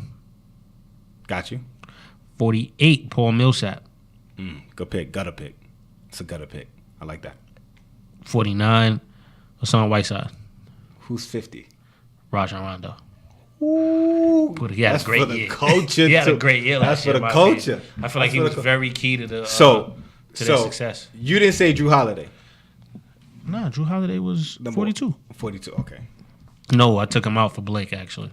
Took him out for Blake? Mm-hmm. Took him out for Blake. Damn, Drew, you ain't show Drew no love? He 51. Top 50? Top 51. I think you got to show him some love on the top 50. So I take out Rondo? Yeah, take Rondo out for the culture. But we got Rondo right here in the heart. Topic's heart. Is he a Laker, right? Because he's a Laker. There you go. See that? See? I don't want you to talk to me about being biased no more. Why not? You can't get mad at me. Lonzo Ball is top 50, boy. In what? In what? All right, so moving He's 50th in free throw percentage. You're right. He's top 50. LSU. Yes. Tigers are now basically they won two big wins. They're 3-0, but two very, very big wins against a the top U, 10 Miami, the U, and then Auburn. top 10 teams. They smoked University of Miami 33-17, week 1. Week 3, very gutter win. Very, very gutter. In Auburn. 22-21 against Auburn. In Auburn. In Auburn at that. Absolutely. Are they now a serious SEC contender and national championship contender? SEC contender, yes. National contender, no. Ooh. SEC contender, yes. If they contend in the SEC, they should be able to contend for a national championship. Well, we know that you're going to get 2 teams in the national championship out of the SEC. I don't see them beating Alabama, and I don't see them beating Georgia. Just being honest. So how they? Okay. I just don't see them beating them. So that's where. So they'll be an SEC contender because can they steal one of those games? Yes, definitely. Everything's clicking. Do I see that happening? No. And I know that that'll keep them. That is what's going to keep them out of the national championship contender. They'll probably finish like 6, 7. If they keep this going, they'll finish like 6, 7. But they'll be right outside. 6 or 7 nationally ranked. Mm-hmm. Because a lot happened last week, like Wisconsin losing to BYU helped them. They're gonna drop in the next 3 weeks. LSU? Yes. Okay. In the next 3 weeks. The reason I'm saying this because of this. Very, very good, great, impressive wins against Auburn and University of Miami. I don't want to take anything away from them. Can't. At all. They were number 7. Auburn was number 7 when they beat them. And Miami was number 8. Can't take nothing away from them. University of Miami is now 21. They're probably going to drop out. No, they won last week. They won. And they're at 21 now. We'll see what the rest of the schedule is. Okay, but they're going to like 19. The reason I don't have them contending in the SEC or the national champion is because they still have to play Alabama, Mississippi State, and Georgia. The only good thing about it is they're playing them at home. That's the only good thing about it. Did you see that Alabama scored 61 points? Yes. Looks like a college basketball game. I mean, Alabama scoring 60 points is very bad for everybody else in the country. Tua is different. Different. They're scoring. They don't rely on just their defense anymore. That's scary. We said that 2 weeks ago. Absolutely, we did. And the bad thing about it is they're playing them in back-to-back weeks. So they got these are the next 3 games. Yes. Oh, it's over. They have who they have next? They go 1 and 2. So they're gonna have Mississippi State win. They're not beating Mississippi State. Are you insane? No way. We could bet on that. Whatever you want to bet, we could bet. They're not beating Mississippi State. They're not beating Georgia, and then they got Alabama. Then they got Texas A&M after that. They may be able to beat Texas A&M. They're not beating Mississippi State. Is it at Mississippi State? No. All 3 of those games is at home. I think they're going to still let Mississippi State game. No way. Okay. No way. Okay. No way. We could bet, too. What up? Okay. I'm just letting you know. So that's why I don't feel that they're going to be contenders. They're not better than Mississippi State, and they're not better than Alabama in that conference. In that SEC South, right? SEC South. They just got to thank God that Georgia's not there with them. But they got to play Georgia anyway. They still got to play them. But contending in the SEC to go to face the East, South, they're not better. They're the third or fourth best team in SEC South. Okay. Now, I'm just letting you know, if you want to think about it, get back to me about if you want to bet that game or not. You know it don't matter. It could be anything. I'm here for it. All right? So, we got to take a quick break. When we come back, we have some more topics here on IBNX Radio.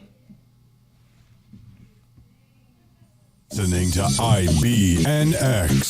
IBNXradio.com. The station with the best music. Best music. I love the music. Best music. Hey, what's up? It's Jay-Z. Hey, I'm Mariah Carey. Hey, it's Katy Perry. It's your boy T.I.P., man. It's your boy Sean Kingston. What's up, y'all? I'm Beyonce. This is Nicki Minaj, and I'm in the mix with IBNX Radio. Tune in every Monday from 10 a.m. to noon right here on IBNX Radio for the Dr. Sonia Sutherland Show.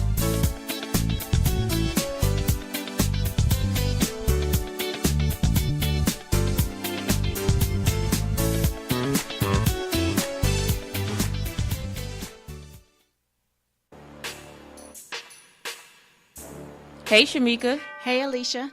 Hey, guys, make sure you tune in to the Hey Shamika Show. On Wednesdays from 7 to 9 p.m. on IBNX Radio.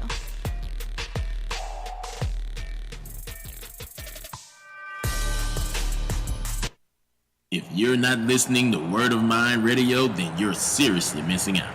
Hosts Trey Grizzy and Nine Ether share their perspectives on everything from social issues that affect our communities to relationships and trends that affect us all. Guaranteed to teach you something new. Word of Mind is engaging. The only way that we can do this is do it together. So I love you. We all love you for sharing. Empowering. Somebody dropped the ball somewhere because we want our kids to forget the struggles that we went through. But the struggles that we went through is what got us to where we are now. And definitely entertaining. You know, she probably got one of them wholesome names like Gertrude, but back in the day they called her Gertie. They called her Dirty Gertie. Dirty Gertie. Flirty Gertie. You know what I mean? Y'all are horrible. Yeah. Tune in and learn up every Tuesday from 7 p.m. to 9 p.m. Eastern Standard Time. Only on IBNX Radio. And we're back. You're listening to Topics here on IBNX Radio. Getting back to these topics, back into some NFL talk. We got NFL topics, picks of the week for this week coming up, week 3 in the NFL. First on the docket. This is for you, my brother. I appreciate you. This was for you. Because this ain't going to happen too often. I appreciate this one. So I appreciate it. One of the picks of the week for next week is your Jets versus the Browns. I guess is a dumb question, but you know what? Who you got? I got the Jets. But I feel like we're going to give the Browns the first win of the season. I don't see why you got to do it. Why you got to say that? So you have the Jets winning? I have the Jets winning. Okay. If Sam Darnold throws a pick on the first drive, we're going to win. That's usually how y'all win? Yeah. Because you threw a pick the game one? Oh, yeah, in week 1. And week 2. Which I lost. Yeah, but I like my odds. It's like wax on, wax off, and then wax on again. If it's an odd number in the week this week, so it might be on. We might win. If we finish 8-8, I feel like that's great. Absolutely. Absolutely. Y'all might be able to make the playoffs 8-8 in the AFC East. We might. That's all facts. I'm going for 8-8. We just got to win all the numbers. Or we got to win all the odd weeks. That's it. Just win the odd weeks. So week 3, yeah. So y'all got to win this week. Yeah. But if y'all lose, shaky baby. Yeah. So you got looking shaky baby. Chris got the Jets. You gonna keep scores, right? Because Chris got the Jets this week. You got the Browns. I got the Browns. Of course you do. No, it's not that I want to go against the Jets. It's not that because you think the Browns have played 2 solid weeks, and that they're finally going to turn it over. I mean, that's the only logical explanation. It's either that or you want to be petty. Go ahead. Why I got to be petty? Because it's the Browns we're talking about. First and foremost, I'm just putting it out there. What I've seen, because just going the Jets, I applaud y'all because after week 1, I swear I've seen Jets fans go into the dungeon, into the depths of their attics and basement and pull out Joe Namath jerseys like it was a resurrection. We got a better record than the Giants finally. You know, here we go. Here we go. I'm just saying, after week 1, Sam Darnold was the resurrection. He was the second coming of Joe Namath. Was he not going there. Yes, everybody said it. You felt it deep in your heart too. You was like, I wasn't even around. I don't even remember Joe Namath. That was the last time y'all was really relevant. That was the last time Knicks or the Jets were relevant. It was like 70, we won. No, 69 when the Knicks won. The 72 the Jets won. But you know what? Let me not Knicks say last time y'all was relevant. Right? That was the last time y'all won a Super Bowl. Super Bowl. But the only time, not the last time. Only time. Y'all was relevant with Testaverde. Even after that, with Butt Fumble Boy. Yes, Mark Sanchez took out to the AFC. Championship game. 2 years in a row. 2 years in a row. Our defense took us. Defense was insane. Can't stop a nosebleed. That was. See, our defense took us to the AFC Championship. Damn. We couldn't score without but our defense took us to the AFC Championship. But no, then to week 2 came back to reality. You know, the Browns in the first 2 weeks just found a way to lose. They were a field goal away. They were a field goal away from tying the game. They were a field goal away from winning the game, then a field goal away from tying the game. This happens because you weren't used to being in the games. Now they have to learn how to win. They got to get that winning mentality. And in order to learn how to win, you have to lose first. And they've lost a lot, so they should definitely know how to win. It's different between losing, getting blown out, and losing and you. No, they didn't always get blown out. They would just lose. They found ways to lose. And now it's anybody that's been in sports, from either young, collegiate, professional, when you get on a losing streak, it's so difficult to win. It's so difficult. It's like you just have that stigma on you. Like, it's hard to get off. Because the teams don't want to be the team to let you win. You don't want to be the guys that give up a win on a losing streak. You don't want to be those guys. So they just found week 1 ties. They tied Pittsburgh. Which was actually a win. Actually, you know me, moral support. Like, oh, no, we can stay with them. In the division. Week 2, everything went wrong. Saints haven't been playing good. They were up going into the fourth quarter. Drew Brees makes a good comeback. Top 3 quarterback in the league. One of the best ever. But you found a way to blow it away with your kicker that you released, and then he quote unquote, he had a groin injury. I would say that too. I would say I had an amputated leg. I wasn't kicking with my real leg. I would say anything after that. But I do have the Browns winning that. Chris, you got the Jets. Second game. Saints and Falcons? Saints and Falcons. We gonna be at that game? Hey, I thought we was going to the game. But go ahead. You know who I got? Who you got? Who you got? I'm sorry. Your face can say anything. I need to know who do you got? The Saints. Chris got the Saints. Chris got the Saints. Big Drew Brees fan. You know that. You know that. So, me being who I am. You got the Falcons. I got the Falcons. And you got them 24-21 being who you are. No, I don't. I have them 28. No, I have a 28-24. I got the 24 part right. Oh, in the Browns versus the Jets, I got the Browns 21 and the Jets 17. And the Jets 20. So we gonna lose by 1. Lose by 1.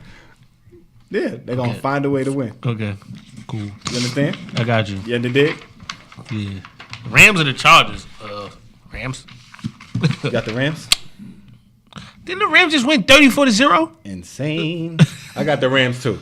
I just feel, it's going to be the battle of the inner city. No, it's not going to be battling in the city. Rams going to beat the hell out of the Chargers. We already know what's going on, what's most likely going to happen. But I'm just saying they're both from L.A., quote unquote, now. Cool. L.A. Chargers, L.A. Rams. Cool. It is what it is. I have the Rams winning 42, Chargers 20. Okay.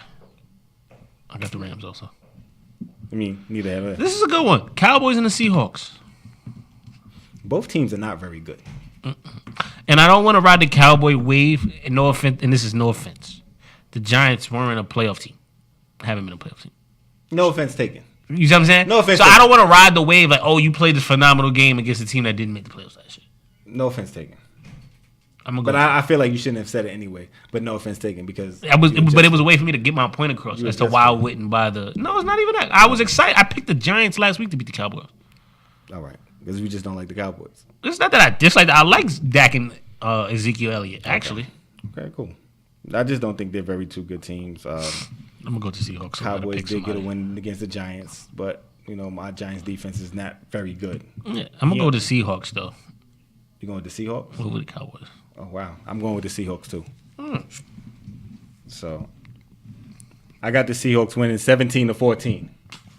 I got new numbers this year. That's boring. That's boring if that's the score. They're really not really exciting. I get it. I'm just saying it's still boring. I'm just letting you know. Steelers versus the Buccaneers. Monday Night Football. This is going to be a good one, actually. It's pretty very good. I hope it's good. Let me say, I hope it's going to be very good. Because the way the Steelers have been playing. I'm going to go with the Buccaneers at this point. You're going with the Bucks? I'm going with the Bucks. I think there's a lot that's going to be. I think something's going to come down with the Steelers. Antonio Brown gets suspended or something like that. He going to play. He's playing. He's playing? Yeah, he's playing. Nah, I just don't like the morality. I don't like where the Steelers are at this point right now. Their state of... Yeah, I don't like where they are right now. I'm going with the Buccaneers. The Buccaneers are 2-0 riding high. The Steelers coming up. Didn't the Steelers lose to the Chiefs? Yeah, they got smoked. Yeah, absolutely.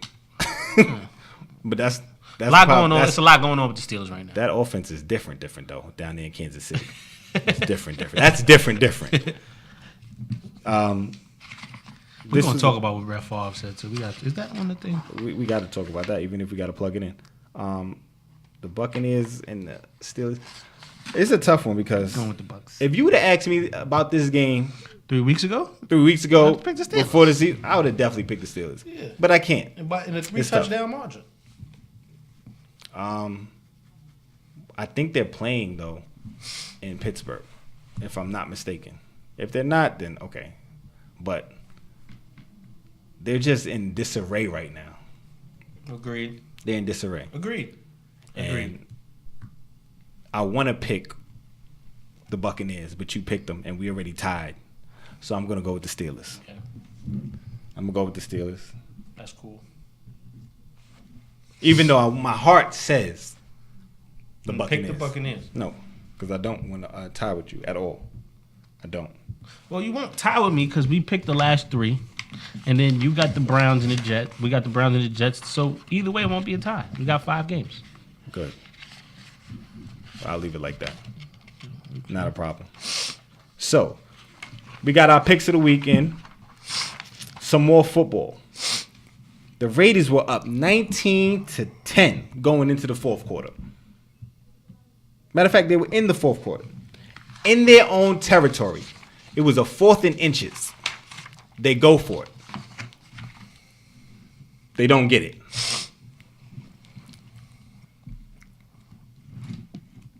Denver comes right back, scores a touchdown.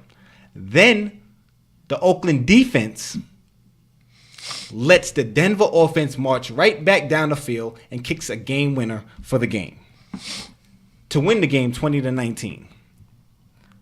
What are your thoughts on the Raiders' mishaps? What is the first thing that, just looking at this disarray that's going on in Oakland? You ain't got no defense, so you got to win with your offense. You got to keep your offense on the field. Okay. Playing not to play scared, I get it. Going on your own territory, fourth quarter, go for it on your own territory. Up 9, a little risky, but it's still a 2-possession game at this point. So basically, you said Gruden was in there like, our defense sucks, and I need to keep my offense on the field. If you score, you get a field goal out of it, you win the game still. So you got to roll the dice, and even with that, you got to have some confidence where we're in the fourth quarter, we're up 9. We've put 19 points on the board so far. I think we could put up at least another 3. Even if they score again, we still get the ball back to score and kind of put some difference, kind of put a little bit of gap between us again. So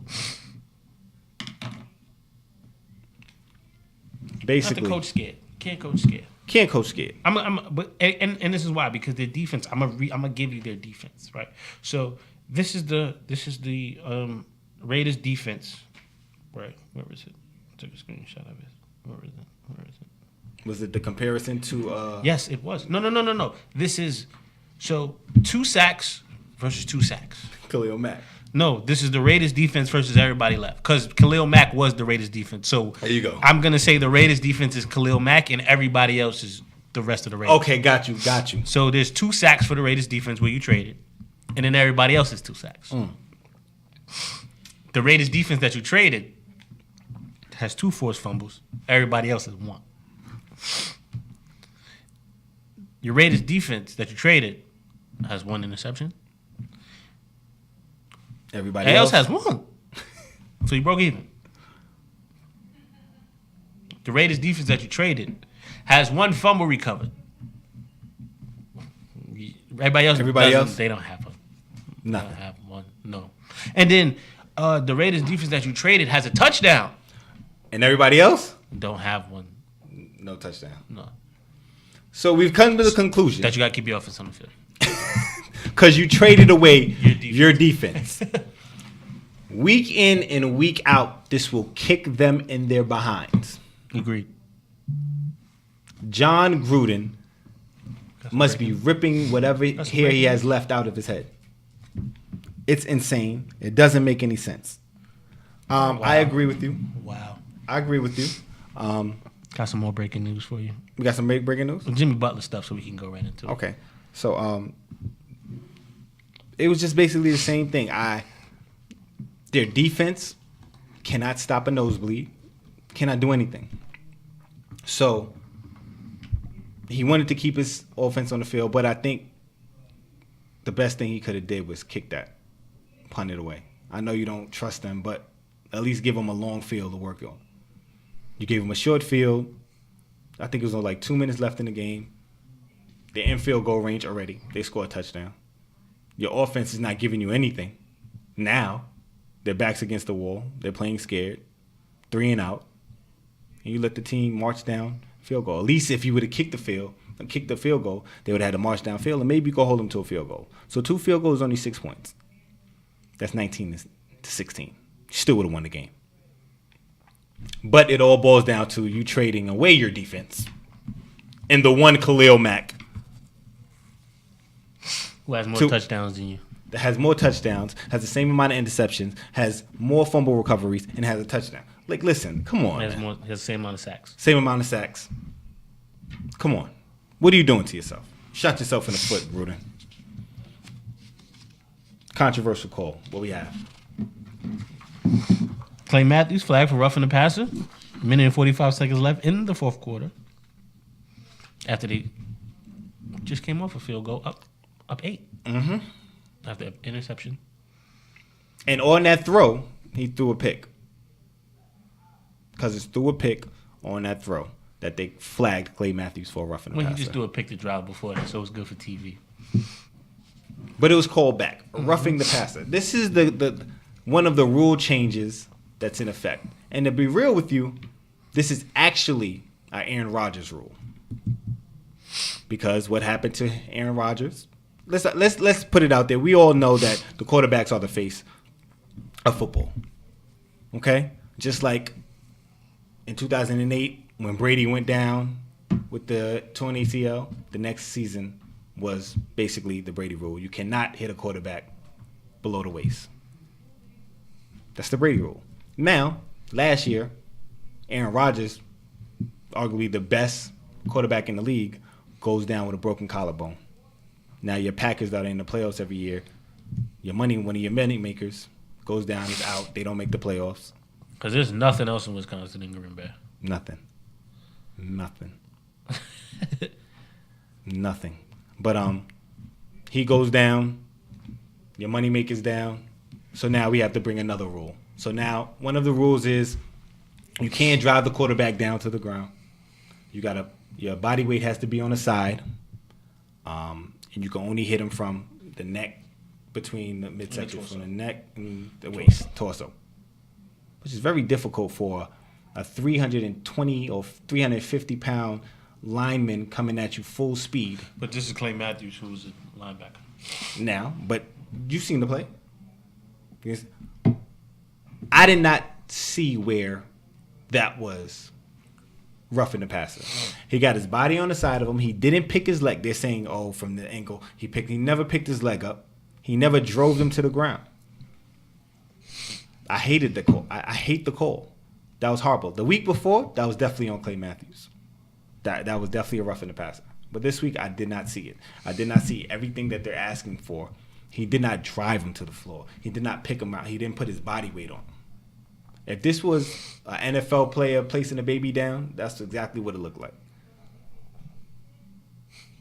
That's what it looked like. I mean, you put this rule in, so you gotta kind of enforce it. But that's what they're doing. They're enforcing it to the 10th power. Like, no, every time it looks like it, we're calling it. I think they're trained to do that, and then until they're told, hey, you guys can scale back on it a little.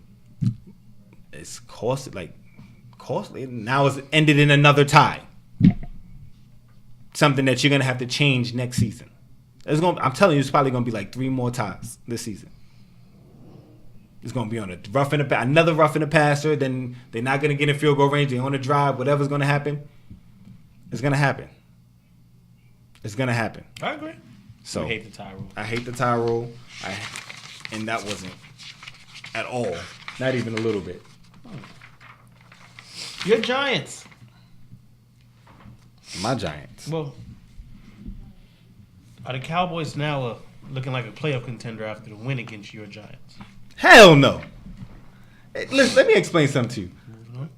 yes, they beat my Giants, but my Giants were not impressive at all. Let's be real. They were not impressive. They just wasn't. Their defense is not looking good. Our offense, we have bursts. Just like on defense, we may have a nice little run or a nice little drive. We score a touchdown. Our run game is picking up, and then we'll go back, scale it back a little bit, and then we're going 3 and out for 4 straight possessions. So I like that the Cowboys got back on track, but let's not get delusional like Dak. Again, it's Dak or die. That's what they're going by because they want to put the ball in his hand so much. But Ezekiel had a good game. Dak had a decent game. Control the flow. We didn't put too much pressure on him, so it's not like he had to do too much. Didn't throw no picks. We didn't do enough to win on our end, and that doesn't say a lot. They just got back on a winning track, and let's see where it goes. But let's not get beside ourselves. No, the Cowboys are not looking like a playoff contender. I still have them maybe third in the NFC East. So you have you guys. Phillies.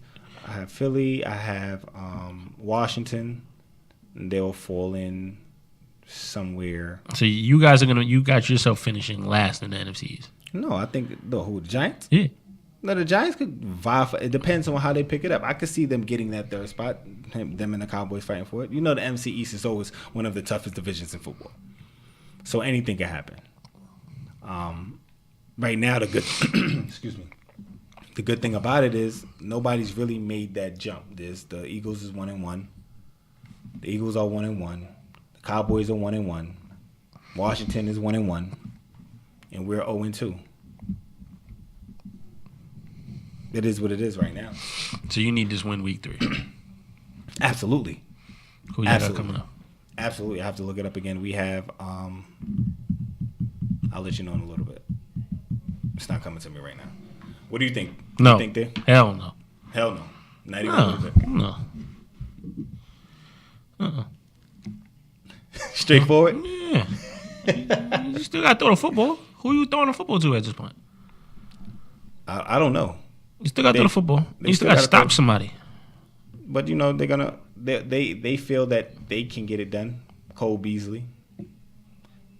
You can look at me with that face. I'm just letting you know what their thought process is. All right, you got Tavon Austin, speedster. Right, I got you. No, not at all. No. Where do you think they'll finish? 8-8. 8-8. 8-8 might be good enough for. Not in the NFC. Why not? They're all gonna fight for that second spot. I think the Eagles is gonna turn it up. Carson Wentz comes back.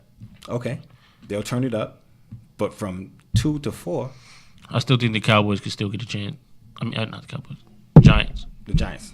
Okay. I still think the Giants and the Redskins are better. A better fit? Yeah. You still got the Rams in the NFC East. I mean, the NFC period. Mm-hmm. Vikings, Packers. Because there's only 6 teams, right? That get in, plus the 2 wild cards. There's only 6 teams. So you got the Rams, Saints, Falcons, Vikings, Eagles. Yeah, I don't see it. It's going to be tough. I don't see it. I don't either.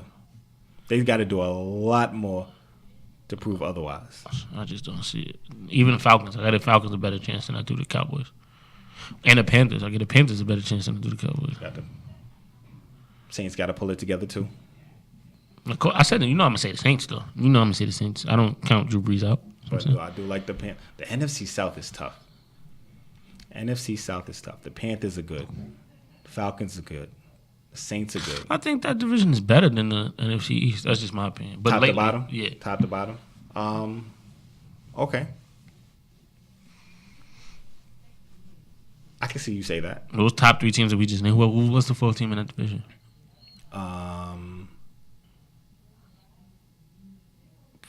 Who is it a Florida team? Nah. Am I going crazy? I'm lost. I don't know that 4th team. It'll come to me in a minute. Yeah, definitely. NFC South. Wow, I can't think of it right now. But anyway, yeah. So you got them finishing 3rd. in the NFC East? Cowboys? Yeah. Last? Ooh. Okay. No, third. I got the Redskins. I think the Redskins is gonna. You think the Redskins gonna die finish out? last year? Yeah. Okay. That's cool. Yeah. Not a problem. Yeah. I'm gonna give the Cowboys. I'm gonna give the Giants some love this year. I'm giving the Giants some love. I appreciate it, brother. I appreciate it. I'm gonna give some Jets some love. No, you're not. But I'm gonna give the Jets some love. I don't even want to give the Jets love. You do. You got the win next week. It's the Browns. So that's the only reason? Yeah. Damn. You don't think they could beat? Never mind. The Patriots. On that note, we got to take a quick break. When we come back, we have some more topics, some NBA talk we're going to get into. You're here listening to Topics here on IBNX Radio. You're listening to IBNX. IBNXradio.com. Hey, Shamika. Hey, Alicia. Hey, guys, make sure you tune in to the Hey Shamika Show. On Wednesdays from 7 to 9 p.m. on IBNX Radio. Ladies and gentlemen, each and every Monday, 7 to 9 p.m., JC Squared on the Air Show. Jason J-Boy Kerry. JC Squared on the Air. Reason. Good music. Celebrity birthday. The Daily segment. And Today in Hip Hop. IBNX Radio and the JC Squared on the Air Show. So much fun you didn't even realize you learned something. This message has been brought to you by Day Ray Media. Welcome back. You're tuned in to Topics here on IBNX Radio. A little breaking news came down earlier. A little NBA talk. Jimmy Butler is demanding a trade. Breaking news. He has demanded a trade to either the Clippers, the Nets, or the Ladies Knicks. and gentlemen. Yeah, that was good. That was on point. Because ain't nobody want to hear that last name. Or the Knicks. We better than the Nets, bro. You gotta stop. Don't be disrespectful. Listen. We better than the Nets, bro. Come on, bro. We better than the Nets. Oh, man. We better than the Nets. Don't do that. We're better than the Nets. We're not better than the Nets. I mean, really? I can't read that. If it's disrespectful, I definitely can't read it. Listen. Say it again. The Clippers. The Nets. Or the Knicks. Or the Knicks. And recently, when we just got back, well, ESPN just reported also,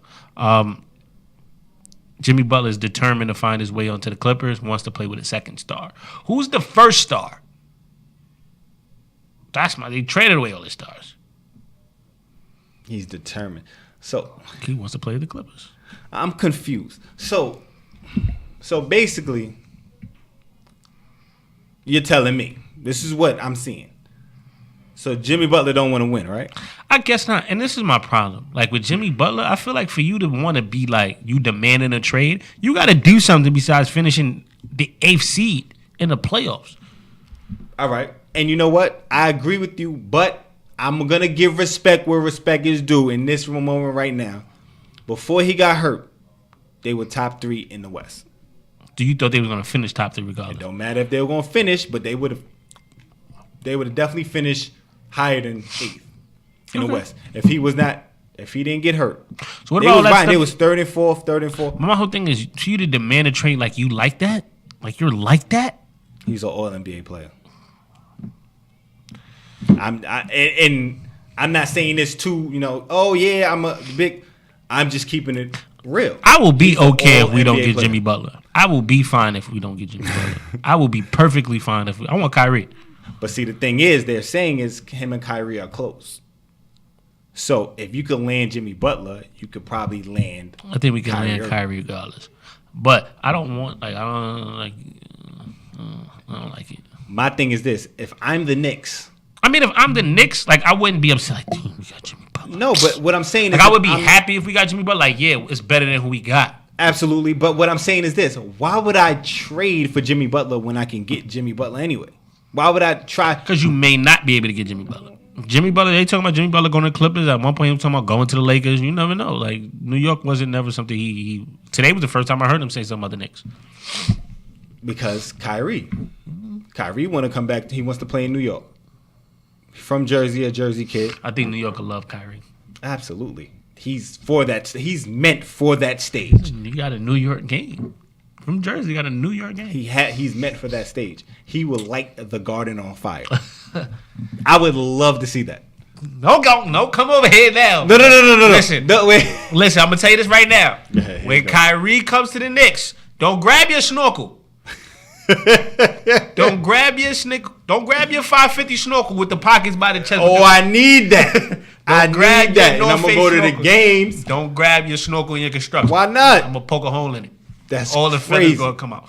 Why? Nope. Don't grab your snorkel. I'm a Kyrie fan. I can't come support Kyrie just because he playing in the Knicks jersey. Nah, when they play the Lakers, that's when you can support Kyrie. Oh, I'm definitely in the building. I'm definitely there. Nah. What's wrong with that? No. Kyrie there. I'm going. Nope. I'm going. I'm in there. I mean, I would love it, but my thought process. Jimmy Butler, like. Why those teams? Why the Nets? If he wanted to win, his wish list should be Lakers, Boston. Who's not going to trade for him right now? Not going to give Lakers, him right Boston. If he had 3, then the Knicks. Those should be his 3. I want to be put in a situation. Why would you not want to go contend? Like you know that the Lakers are going to contend after this year. Next year there'll be with 2 superstars. But there'll be a lot of it is who can you give up though? Who? Any of those teams. I'm saying if I'm the team, if I'm the Knicks, I'll probably trade. But why? If I'm the Lakers, no, I'm not doing that. You got to give up Tim Hardaway, who I like. For who? For Jimmy Butler. I would do that. Oh, I was about to say you're not giving up Timmy Jr. for Jimmy Butler in a heartbeat. Yeah. He's not like that. I don't think Jimmy Butler's like that. He's regardless of the fact, his not like that is not like Jimmy Butler's not like that at all. I'm not a fan of Jimmy Butler. Like he's not that exciting player. He's not that, which is bad. Like I think New York is not going to embrace Jimmy Butler. If he had a Kyrie, they would, because Jimmy Butler will bring that toughness, that that old school Charles Oakley stuff. Not the same. It's not the same, but he'll do it now with scoring. Like he can score alongside Kyrie. He did it alongside D Rose. He can score. Then you got Porzingis. He'll give him that edge. Okay. I'm just saying. I like it. We still got Porzingis. I like it. Those 3 guys. Not a bad 3. You got to keep. That's not a bad 3. Porzingis, Kyrie, and Jimmy Butler, I can be okay with that. I feel like we can maybe sneak into Eastern Conference Finals. Maybe. Not year one. Not year one. It's a lot of question marks because you're talking about 3 guys who have been hurt significantly. Yes. So that's the only scary part. Very scary. No, scared money don't make no money. At all. So, but Jimmy Butler... For you to come out with that wish list is different. For you to say I demand a trade, and let's speak on top of. I thought he liked Thibodeau. He likes Thibodeau, but he says his young guys don't like to work. They don't work hard. He doesn't like the team. He doesn't like the young guys on the team. So you don't like Wiggins and Towns. He don't like Wiggins and Towns. Does not like Wiggins and Towns. Because they're more talented than you. They don't have to work as hard? Regardless of the fact, whatever, I don't know. He does not like them. He said they don't like to work hard. And he's demanding the trade. It's just weird, man. Like, how you can't embrace teams that? With either young with worse players. For who he's demanding? You're going to shoot yourself in Brooklyn. Because if you don't think they work hard in Minnesota. Oh, my goodness. What do you think will happen in New Jersey, in Brooklyn? Might get down with that nightlife. He wants that nightlife. He wants that New York nightlife. Okay, I can see that. He want to go out, hang out. Cool. Somebody rob him in the Uber, but I get it. Okay. Listen, New York the place to do it, too. Very, very well right. You're very well right.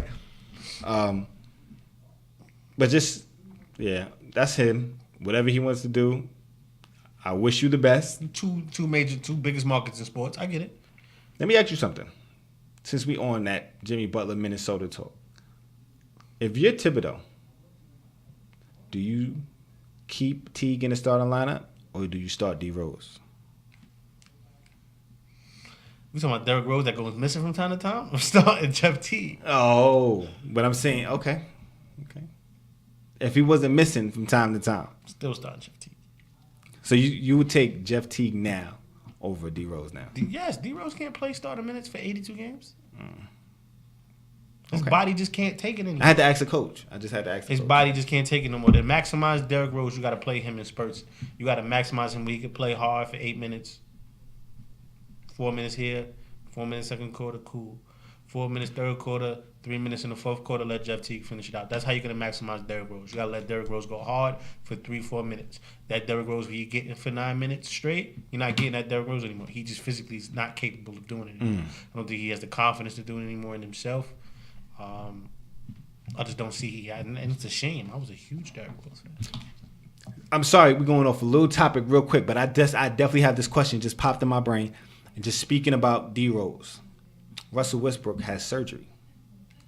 Might be out for the beginning of training camp. Now, he had the highest usage in the league.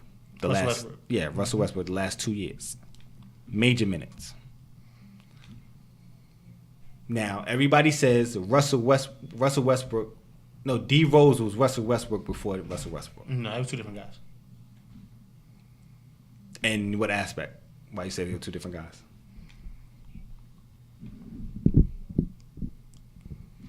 Russell Westbrook played with he played with a different type of ticket. You know, Russell Westbrook had this kind of like old school, gritty, grounded, anything to win. Okay, no, I get that part. I get that. That I don't agree. I don't disagree with you. What I'm saying is their explosiveness. Oh, they were the same. They were identical. Now you see how the injuries piled up on D Rose. Right. Now you're seeing So how is Russell Westbrook able to be productive and Derrick Rose not? Was that the question? No, the question is going to be: do you feel like this is going to start happening to Russell Westbrook? No, because it's two different injuries. Okay, but now this is his second knee surgery. It's microscopic knee surgery. Yes, they just going in there cleaning it out. It's cleaning up the scar tissue from the torn meniscus. It's not any reoccurring injuries. Remember, D Rose had the completely blew out the knee. Mm-hmm. Then had complications with the ankles. See what I'm saying? So Russell Westbrook is just that stuff that you got to do when you're an athlete. When you have like a meniscus tear, you're not tearing any ligaments. You're tearing basically what's on the top of, you see what I'm saying? You'll probably get some arthritis later on down the line, but in terms of affecting your explosiveness and everything, that's just through your ligaments, which are fine. He didn't tear a ligament. He tore his meniscus, which is kind of like the kneecap area, you know? So he that's just cleaning it up. That's regular scheduled maintenance. Okay. Because he uses his legs so much that you have to do it. That is kind of accelerated more than if a person who's just an average person who tears their meniscus, they may have to do this once and then they may do it in another 5-6 years. So you don't think that will be the way he jumps, the way he runs, the way he's so aggressive? You don't think it will start to wear and tear? Not until he has severe ligament damage, which I don't hope he has. Okay. Which I hope he does not suffer. But as long as his ligaments are in shape and he's fine, he'll be good to go. Okay. Every player that dies from that career dwindles from a major knee injury. It's ligament. How many people you seen tear meniscus in? No. Okay, I agree. Absolutely. So, keeping in the NBA, which NBA player are you most excited to watch this upcoming season? Devin Booker. Devin Booker, Donovan Mitchell. Both of them? Okay. Why? Because he got DeAndre Ayton? I think now that you got a big, and I think the other supporting cast, I think Josh Jackson is pegged for a good year too. He did not have a good rookie year or a subpar rookie year to be a high pick. But I hear he's a very ultimate competitor, and he's starting to cleaning up his image a little bit, cut his hair. You know, he's trying to do the right things. I think he's going to take this professional basketball like stuff seriously. Okay. So I'm excited to see the Suns and Devin Booker. I'm going to be honest with you. I want to see what the Hawks do. I'm excited for the Hawks. I think the Hawks. I think at one point in the Hawks, they're gonna hit a trend. Like they're gonna hit a skid. They're gonna lose a lot of games. Mm-hmm. And at one point, Lloyd Pierce is just gonna be like, you know what? Let the young boys play. And I think you're gonna end up seeing something like they got good young pieces. You're gonna see Trae Young, Kevin Huerter, Taurean Prince, John Collins, Kent Bazemore, and on the court at the same time. Mm-hmm. And then Amari coming off the bench.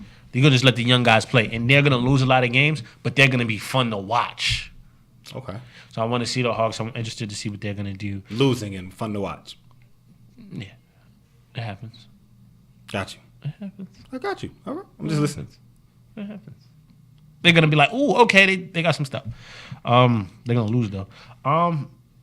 Dennis Smith also. Dennis Smith Jr. is another one. I think he's gonna have a very good second year. Got another good guard in the backcourt with him athletic. Well, Luka can shoot it, stretch the floor. Harrison Barnes on the side. Still got Dirk. DeAndre Jordan. Dirk Nowitzki. Come on, no disrespect, Dirk. You still got he. If you put Dirk in a pick and pop where he just got a spot up, he's gonna still be effective. I don't care what you say. Gotcha.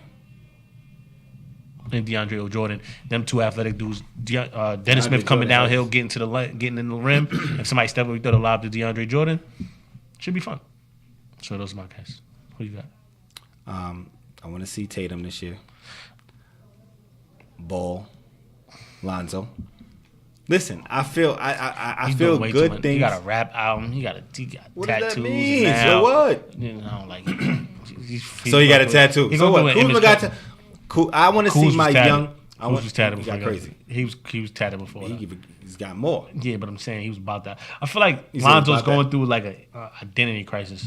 Why? I just feel like it. He's growing up. Okay. He's becoming his own. I want to see my Lakers. I want to see that. We know. Core. I want to see that young core. I'm excited to see that young core. Tatum. I think Tatum's going to take that next step. Yes, he will. He's going to be and I feel like he's going to have like I look at him like a Melo-esque, just definitely. I think that's spot on. Thank you, I appreciate it. Well, we said it last year. Ben Simmons is younger LeBron. Donovan Mitchell's Dwayne Wade, and Jason Tatum's Carmelo Anthony. Absolutely. So I think Jason Tatum got drafted into a better situation than Carmelo Anthony in terms of being able to win right away. I think that's only going to help him down the line. Absolutely, I definitely do, and I do want to see. So, and I agree with you. I do want to see that Booker and DeAndre Ayton. I think throwing the ball inside is not going to free up Devin Booker. What? Took the words right out. And they said it. Well, everybody likes to do comparisons. When draft night and the next Shaq and Kobe, we don't want to go that far. Don't you say it. I just want. What? I'm not. I'm just saying that's what they said. I'm not comparing Kobe. It's Kobe. I'm not going to do that. Yeah. But I think they're going to be exciting. It's tough. I want to see them. So I want to see the Lakers core and the Phoenix Suns core go at it. Keep it on basketball, and we're going to end the show with this because this is his final season. Dwayne Wade came out with a video stating this is his last season. He wants everybody along for the ride. What did you take from it? And then we're going to rank him amongst the greatest shooting guards of all time. Sad to see one of the greats go. Okay. I feel like he was not underrated, but not as appreciated as maybe some of the other superstars in the NBA.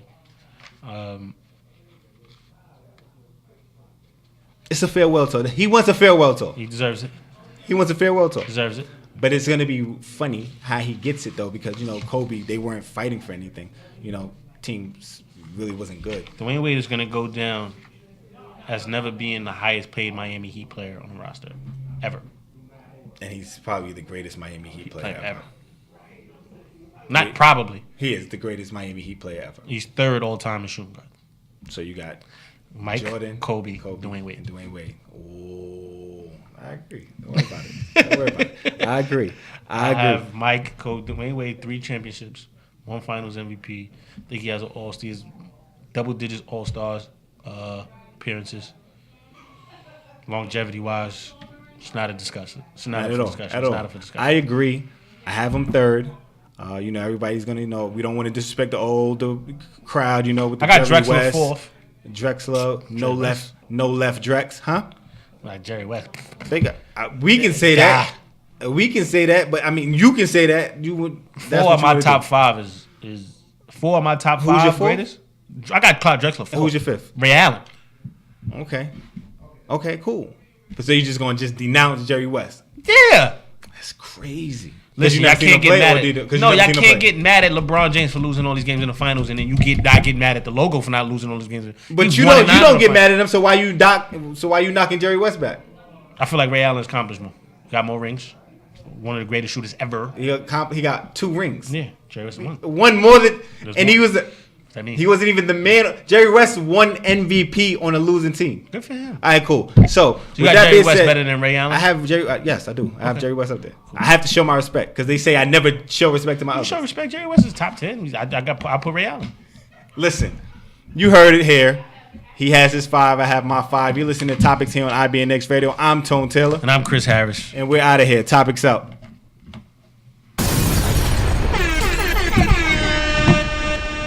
IBNX Radio.